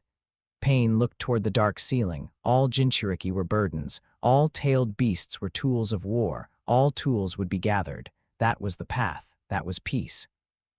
And yet, the report described something outside expectation. Something that did not match beast chakra, bloodline, or standard forbidden technique. Abaito chuckled softly. The kid suppressed Shukaku without releasing Kurama. That's new. Pain's Rinnegan remained unreadable. New does not mean impossible. No, Abaito said, but it does mean expensive. Conan folded the report. Do we move sooner? Pain was silent for a long moment. No, he said at last. We observe. A weapon that cannot be understood should not be approached carelessly. Abaito's hidden eye narrowed. Weapon? He wondered. From the report, the boy did not sound like a weapon. He sounded like a door someone had opened by mistake, and things behind doors had a habit of stepping through. Jiraiya found Naruto at the village gate 3 days after the invasion. The funeral smoke had faded. The repairs had begun. The official explanation had been delivered to the public in careful words that left out almost everything important. Sand had withdrawn. Sound had been declared enemy. Orochimaru had been named traitor again, as if repeating it made the wound cleaner. Naruto stood with a pack over one shoulder. Jiraiya raised an eyebrow. You running away? Naruto frowned. No, dramatic gate standing says otherwise. I'm waiting for you. Oh, Jiraiya grinned. Finally realized you need my legendary guidance. I realized somebody needs to find Tsunade, and apparently you'll get distracted if no one watches you. Jiraiya placed a hand over his heart. Wounded, betrayed, slandered by my own student. Sakura told me to hit you if you visited bathhouses during the mission. She grows more terrifying every day. Naruto smiled. It faded as he looked back at the village. Jiraiya followed his gaze. You sure you're ready? No. Good answer. Naruto shifted the pack on his shoulder. I opened the letter. Jiraiya went still. Naruto's fingers brushed the front pocket where Kushina's scroll now rested. She called me her little storm. Jiraiya looked away quickly. Naruto pretended not to notice. She said if I got her temper and Dad's brain, everyone was doomed. A broken laugh escaped Jiraiya. She was right. Naruto smiled. This one hurt less, then his expression turned serious. The Akatsuki hunts Jinchuriki. Jiraiya nodded slowly. Yes, they extract the beasts. Yes, the host dies. Jiraiya's face darkened. Yes. Naruto looked down the road beyond the village. The armor traced faintly across his shoulders, not from threat, from purpose. I'm going to make sure that process never completes, he said. For any of them. Jiraiya studied him. In Naruto's voice, there was still the boy, still the stubbornness. Still the old hunger to be seen, but beneath it was something else now. Not coldness, not exactly, direction. The kind of purpose that could save the world or terrify it into obedience if left alone too long. Jiraiya stepped beside him. Then we'd better make sure you remember why you're fighting. Naruto looked at him. That's your job. That's our job. Naruto nodded. Together they started walking behind them. Konoha rebuilt itself stone by stone, rumor by rumor, apology by apology. Ahead, the road waited. Somewhere, Tsunade drank to forget grief she had never outrun. Somewhere, Orochimaru planned around damaged arms and a new obsession. Somewhere, the Akatsuki adjusted their maps. And far away, in a dim room untouched by sunlight, Itachi Uchiha received the intelligence report. He read every line. The 9 Tails Jinchuriki had awakened an unknown armor state. He had defeated the Sound 4. He had suppressed Shukaku. He had refused to kill Gaara. Itachi set the paper down. For a long time, his face revealed nothing. Then his hand moved to the slashed forehead protector tied around his arm. His fingers rested there, not gripping, remembering. Kasama watched from nearby, shark-like grin half formed. Something interesting. Itachi looked toward the dark window. The reflection showed his eyes, red, tired, unreadable. The boy has become more complicated, he said. Kasama laughed quietly. Kids usually do. Itachi said nothing. In his mind, he saw Sasuke. He saw Naruto. He saw the village that made weapons of children and then feared them for becoming sharp. After a moment, he picked up the report again. This time, he read it more slowly. End of Arc 1, Chapter 7, The woman who would not heal some wounds don't bleed. They command. The road out of Konoha felt too quiet. Naruto had imagined leaving the village many times, usually in those daydreams. The entire village watched him go. People cried. Sakura begged him not to leave because he was obviously too amazing. Sasuke stood in the background, pretending not to care but secretly being jealous. The Hokage gave a proud speech. Maybe there were fireworks. In reality, he left with one backpack, 3 changes of clothes, a scroll from his mother hidden inside his jacket, and Jiraiya walking beside him while complaining that Naruto had packed too much instant ramen. You don't need 20 cups, Jiraiya said. Naruto tightened his grip on the backpack strap. Emergency food. We are walking through towns. Emergency emotional food. That is not a category. It is now. Jiraiya gave him a sideways look. You know, when I agreed to train the 4th Hokage's son, I expected deep questions about destiny, legacy, and the nature of power. Naruto stared ahead. I asked you those yesterday. Yes, and then you followed it by asking if frogs can wear tiny jackets. They can. That is not the point. They should. Jiraiya opened his mouth, paused, then pointed at him. We are not starting this again. Naruto smiled. It came easier on the road, not fully easy, not like before, but easier. Konoha had become heavy behind him. Every street had new eyes. Every alley had memories of smoke and screaming. People thanked him now, sometimes.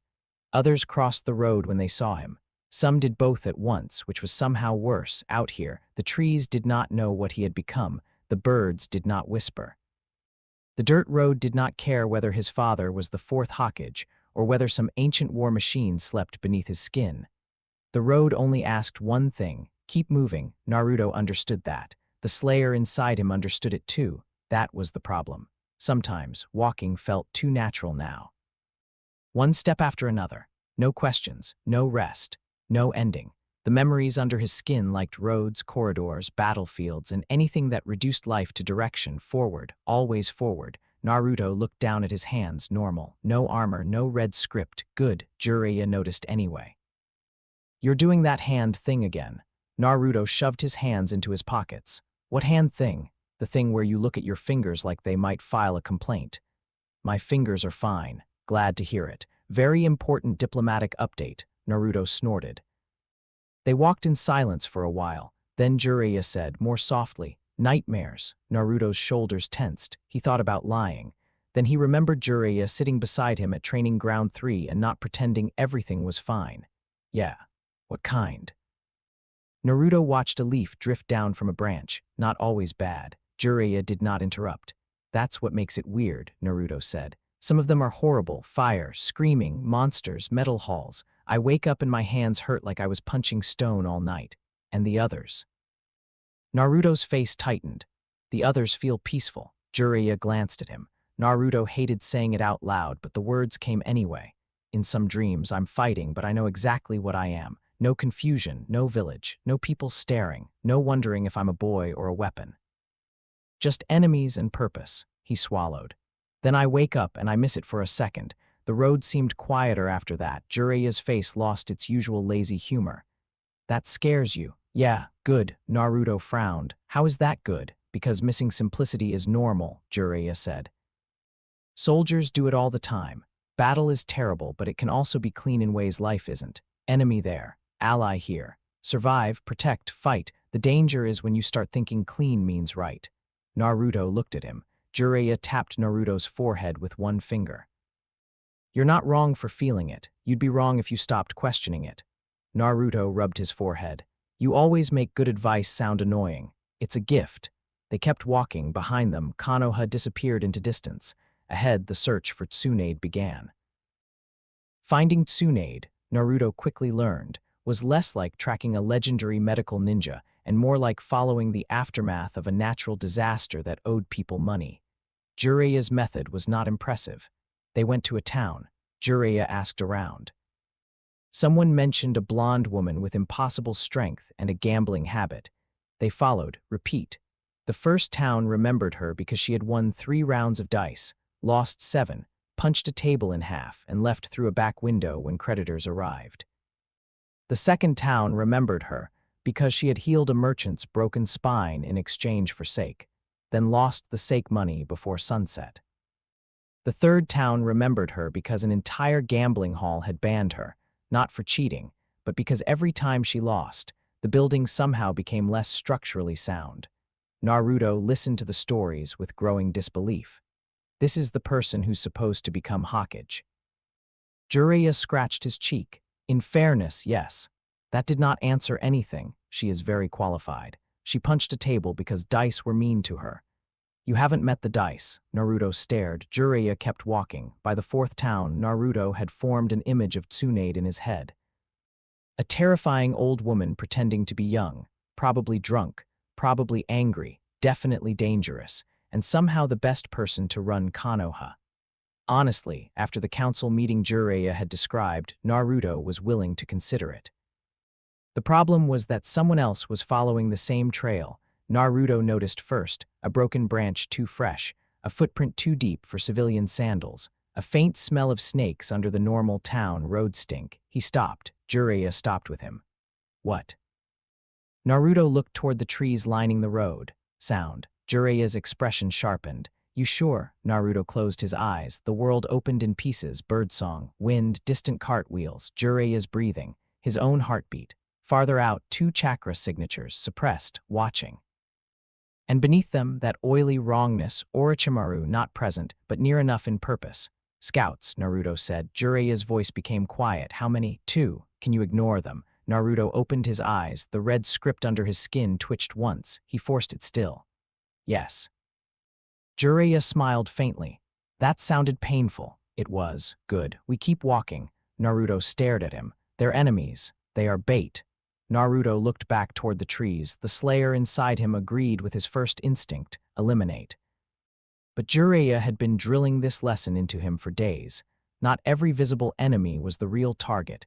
Not every fight deserved his first answer. Naruto turned away. The scouts followed at a distance. He let them. It felt like swallowing a kunai. That night, they stayed in a small roadside inn with walls thin enough for Naruto to hear 3 different people snoring in 3 different rhythms. Jiraiya took the bed. Naruto took the floor because Jiraiya claimed it was excellent shinobi conditioning. which Naruto suspected was old man language for I am selfish. He did not sleep immediately. His mother's scroll lay open in front of him. He had read it 12 times already. The words were becoming memorized, but the feeling of them still changed every time. My little storm, if you are reading this, then you have probably become loud, stubborn, and impossible to keep out of trouble. Good. That means you are mine. Naruto traced the edge of the paper carefully. Kushina's handwriting was bold and messy, like she had written too fast because her feelings were racing ahead of her hand. She told him she loved him, not once, many times. She told him she was sorry. She told him to eat vegetables, which Naruto had decided was proof even perfect mothers had flaws. She told him his father was kind, brilliant, and very bad at resting. She told him that if people feared what was inside him, he should remember that a seal did not define the person carrying it. That line always made him stop. Tonight, it hurt differently. A seal did not define the person carrying it. But what if the seal carried something that remembered being more than a person? Naruto folded the letter slowly. You awake? Jiraiya asked from the bed. No, convincing. Naruto sat up. Do you think my mom knew? Jiraiya opened one eye. About what? The extra thing in the seal. For a while, Jiraiya did not answer, then he sighed and sat up too. I think Kushina knew Minato was planning something dangerous. I don't think she knew all of it. Naruto's fingers tightened around the scroll. Would she be mad? At Minato. Yeah. Jiraiya gave a quiet laugh. Oh, she would have kicked him through a wall. Naruto blinked. Really? Absolutely. Then she would have cried. Then she would have helped him fix whatever mess they were in. Then she would have kicked him again later for emotional balance. Naruto imagined it. His mother, red-haired and furious, chasing the fourth Hokage around the room. He smiled before he could stop himself. She sounds scary. She was wonderful. The room went quiet. Naruto looked down at the folded letter. I wish I met her. Jiraiya's voice softened. Yeah, kid, me too. Outside, the night insects sang for once. Naruto slept without armor dreams. They found Tsunade in Tanzaku town 3 days later. Not because Jiraiya was a master tracker, because she was yelling. The shouting came from a gambling hall near the center of town. It was a large building with red lanterns, polished wooden doors, and the nervous atmosphere of a place where expensive mistakes happened daily. Naruto and Jiraiya arrived just as a table flew out through the front wall. It landed in the street and split in half. A dice cup rolled to Naruto's feet. He looked at it, then at Jiraiya. Jiraiya sighed. Yep, that's her. A woman stepped through the hole in the wall. Naruto stared. She did not look old. That was his first thought. She looked like a woman in her 20s or 30s, with blonde hair tied back, sharp brown eyes, and a diamond mark on her forehead. She wore a green haori over a gray blouse, and she carried herself like the street had better move aside before she got annoyed. Behind her, a dark-haired woman holding a small pig hurried after her. Tsunade-sama, please don't destroy another building. We are already banned from 3 districts, the pig squealed. Tsunade pointed back into the gambling hall. They accused me of bad luck like it was a crime. A man inside shouted, you lost 17 times in a row and cracked the floor. That floor was weak. Jiraiya stepped forward with his arms spread. Tsunade, as beautiful and terrifying as ever. Tsunade turned, her expression went flat. No, Jiraiya froze. That's your greeting. My greeting is me not throwing you into the next district. Naruto whispered, I like her. Tsunade's eyes shifted to him. The moment she saw Naruto, her expression changed, not much, but enough her gaze dropped to his stomach, then his face, then the whisker marks, then back to Jiraiya. No. She said again, colder this time. Jiraiya lowered his arms. Tsunade, I know why you're here. Then you know Konoha needs you. Tsunade laughed. It was sharp and empty. Konoha always needs something. Naruto frowned. Jiraiya's face tightened. The third is injured. The village was invaded. Orochimaru. At that name, Tsunade's eyes narrowed, so he finally crawled out loud enough for everyone to notice. He came for Sasuke, Naruto said. Tsunade looked at him again. Naruto stepped forward, and he's looking for you too. The dark-haired woman beside Tsunade stiffened. Shizune. Tsunade said quietly. Tsunade-sama. Tsunade's eyes remained on Naruto. What did Orochimaru do to you? Naruto blinked. Most people asked what he had done. Tsunade asked what had been done to him. That alone made Naruto answer honestly. He bit me in the forest of death. His curse mark tried to mess with my seal. Tsunade's gaze sharpened, and Naruto's hands curled. It woke something up. The street seemed to quiet. Tsunade looked at Jiraiya. He nodded once. Her expression became unreadable. "Inside," she said. The private room above the gambling hall smelled like sake, ink, and old wood. Tsunade sat across from Naruto, arms folded. Shizune stood behind her with the pig in her arms. Jiraiya leaned near the window, unusually quiet. Naruto sat stiffly. He hated medical examinations. He hated people looking at his seal. He especially hated legendary people looking at his seal with expressions that said they understood more than they wanted to. Tsunade held out one hand. "May I?" Naruto hesitated. Jiraiya did not push him. That helped. Naruto lifted his shirt slightly. Tsunade placed 2 fingers near the seal on his stomach. Her chakra entered carefully, very carefully. Naruto felt it like cool water touching a locked door. Then the door looked back. Tsunade jerked her hand away. Shizune stepped forward. "Tsunade-sama." Tsunade stared at Naruto. For the first time, she looked genuinely shaken. "What did Minato do?" Naruto's face tightened. "That's what everyone keeps asking." Tsunade closed her eyes. When she opened them, the shock was buried under professionalism. "There are 3 systems layered in you," she said. Kurama's seal, Uzumaki life force architecture, and something else acting like a response engine. Jiraiya nodded grimly. "That matches what I felt." Tsunade looked at Naruto. "It's not just giving you power, it's interpreting danger for you." Naruto swallowed. "Yeah, that is dangerous, I know." "No." Tsunade said sharply. "You don't, not fully. Healing fast and hitting hard are the obvious parts. The real danger is decision-making. If that thing keeps simplifying the world into threat and non-threat, eventually people become categories instead of people." Naruto went still. That hit harder than he expected, because he had felt it. Rain team, not threat. Sound scout, threat. Dasu, disable. Gaara, threat. Then not threat. Then boy. Naruto looked at his hands. "I don't want that." Tsunade's expression softened by a fraction. "Good. Everyone keeps saying that. Because fear is useful when it stops you from becoming stupid." Jiraiya grinned. "See, that's what I said." Tsunade glared at him. "You probably said it worse."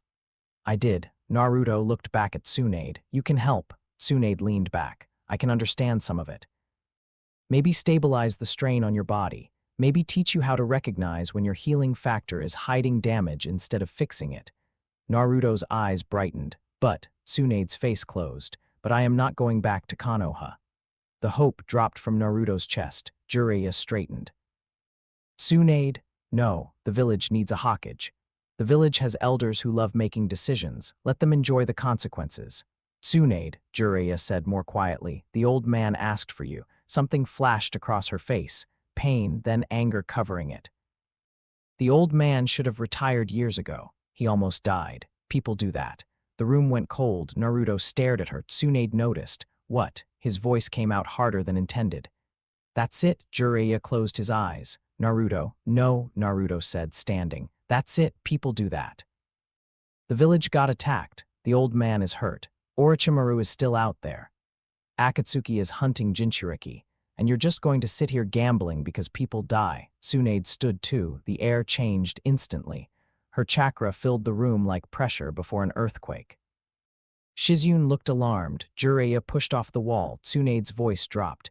"You know nothing about death, brat." Naruto's eyes darkened. Red script flickered beneath his skin. "I know enough." "No," she snapped. "You know violence, you know fear, you know being lonely. Don't confuse that with understanding what it means to hold someone's life in your hands and feel it leave anyway." Naruto froze. Tsunade's anger shook now, but not with weakness, with grief. "I was a medic. The best. Do you understand what that means? It means people look at you like you can bargain with death. Like if you are skilled enough, stubborn enough, brilliant enough, you can always win." Her fists clenched. "You can't." The red script on Naruto's hands faded. Tsunade turned away. "I buried my brother. I buried the man I loved. I watched Konoha keep producing children who thought dying for a headband made the loss noble." Naruto's throat tightened. Tsunade looked back at him. "So don't stand there glowing like a forbidden weapon and lecture me about duty." The words struck exactly where she meant them to. Naruto sat down slowly. For a moment, nobody spoke. Then Naruto said quietly, "I don't want to be a weapon." Tsunade's expression changed. Naruto looked at her. But if people like Orochimaru and Akatsuki keep coming, then not fighting doesn't make me less of one. It just means somebody else gets hurt while I pretend I'm safe. Tsunade's eyes narrowed, but she did not interrupt. Naruto continued, voice rough. I'm not asking you to come back because Konoha deserves it. Maybe it doesn't, I don't know. He swallowed. I'm asking because there are kids there who didn't choose any of this. Because Sasuke has a curse mark eating into him. Because Gaara almost became the thing everyone said he was. Because if you really are the best healer alive, then walking away means Orochimaru gets to be the only legendary person still moving. That landed. Jiraiya's eyebrows rose slightly. Tsunade looked at Naruto for a long time, then she laughed once, bitterly. You sound like him. Naruto knew who she meant, the fourth, his father. He did not know whether that made him proud or angry, maybe both. Tsunade poured sake into a cup and drank it in one motion. I'll think about it. Jiraiya relaxed slightly. Naruto did not. That means no. It means I'll think about it. How long? Tsunade's eyes sharpened. Careful. Naruto leaned forward. No, Orochimaru is looking for you. If you wait too long, he finds you first. A slow smile touched Tsunade's face. Maybe I want him to. Jiraiya went still. Shizune whispered, Tsunade-sama. Naruto stared at her. Then he understood. Not fully, but enough. Orochimaru offered you something. Tsunade's face became unreadable. Naruto's stomach sank. What did he offer? Tsunade said nothing. Jiraiya's voice was low. Tsunade. She turned toward the window. Get some sleep. We'll talk tomorrow. Naruto wanted to argue. The slayer inside him wanted to press corner, force the truth out. Instead, he stood. Fine. At the door, he stopped. Without looking back, he said, whatever he promised, it's a hook. Tsunade's breath caught. Naruto left. Orochimaru came to Tsunade beneath a moonless sky, not in the town, not near the inn. At the edge of an abandoned shrine outside Tanzaku, where old stone lanterns leaned beneath vines and the air smelled of rain. Kabuto stood beside him. Orochimaru looked worse than he had in Konoha. His arms hung stiffly, damaged by the third's technique. Pain showed only in small details, slower movements, tighter mouth, fury hidden beneath elegance. Tsunade stood across from him with Shizune at her side. You look terrible, Tsunade said. Orochimaru smiled. You look exactly the same, liar. Flatterer. Shizune's hand hovered near her senbon. Kabuto adjusted his glasses. Orochimaru's golden eyes gleamed. I assume Jiraiya has made his pitch. He did. And Naruto-kun. Tsunade's expression hardened. Orochimaru's smile grew. Ah, he has a way of complicating rooms now, doesn't he? What did you put in Sasuke? A gift, a leash.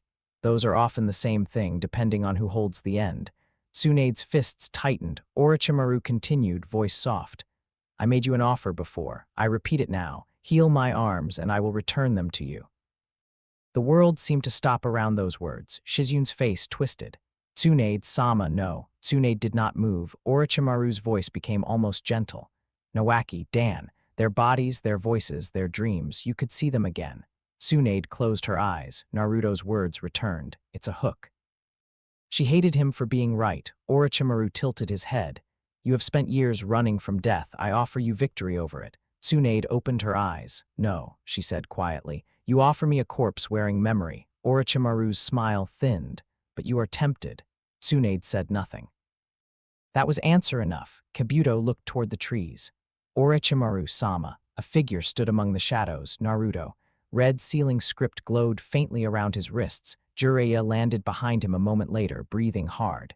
Kid, Jiraiya muttered. When I say don't run ahead, that means don't run ahead. Naruto ignored him. His eyes were fixed on Orochimaru. You, Orochimaru looked delighted. Naruto-kun, how good of you to join the adults. Naruto stepped forward. The red script spread to his forearms. You don't get to touch her. Tsunade blinked. Her, not Konoha, not the mission. Her. Orochimaru noticed too, how protective. You collect wounded people now. Naruto's eyes darkened. No, he looked at Tsunade. I recognize them. For one brief second, Tsunade's armor cracked, not physical armor, the older kind. The kind grief built. Then Kabuto moved. He crossed the distance with surgical speed, chakra scalpel glowing around his hand. His target was not Naruto's throat or heart, it was the seal on his stomach. Naruto caught his wrist. Kabuto's eyes widened, fast. Naruto's grip tightened. Doctor. Kabuto smiled. among other things. Naruto threw him through one of the old stone lanterns. Kabuto twisted midair, landed hard, and slid back with controlled grace. Orochimaru watched closely. His control has improved. Jiraiya stepped beside Naruto. Tsunade, he said, decision time. Tsunade stared at Orochimaru, then at Naruto, then at her own shaking hands. For years, those hands had betrayed her. Blood had become memory. Memory had become fear. Fear had become escape.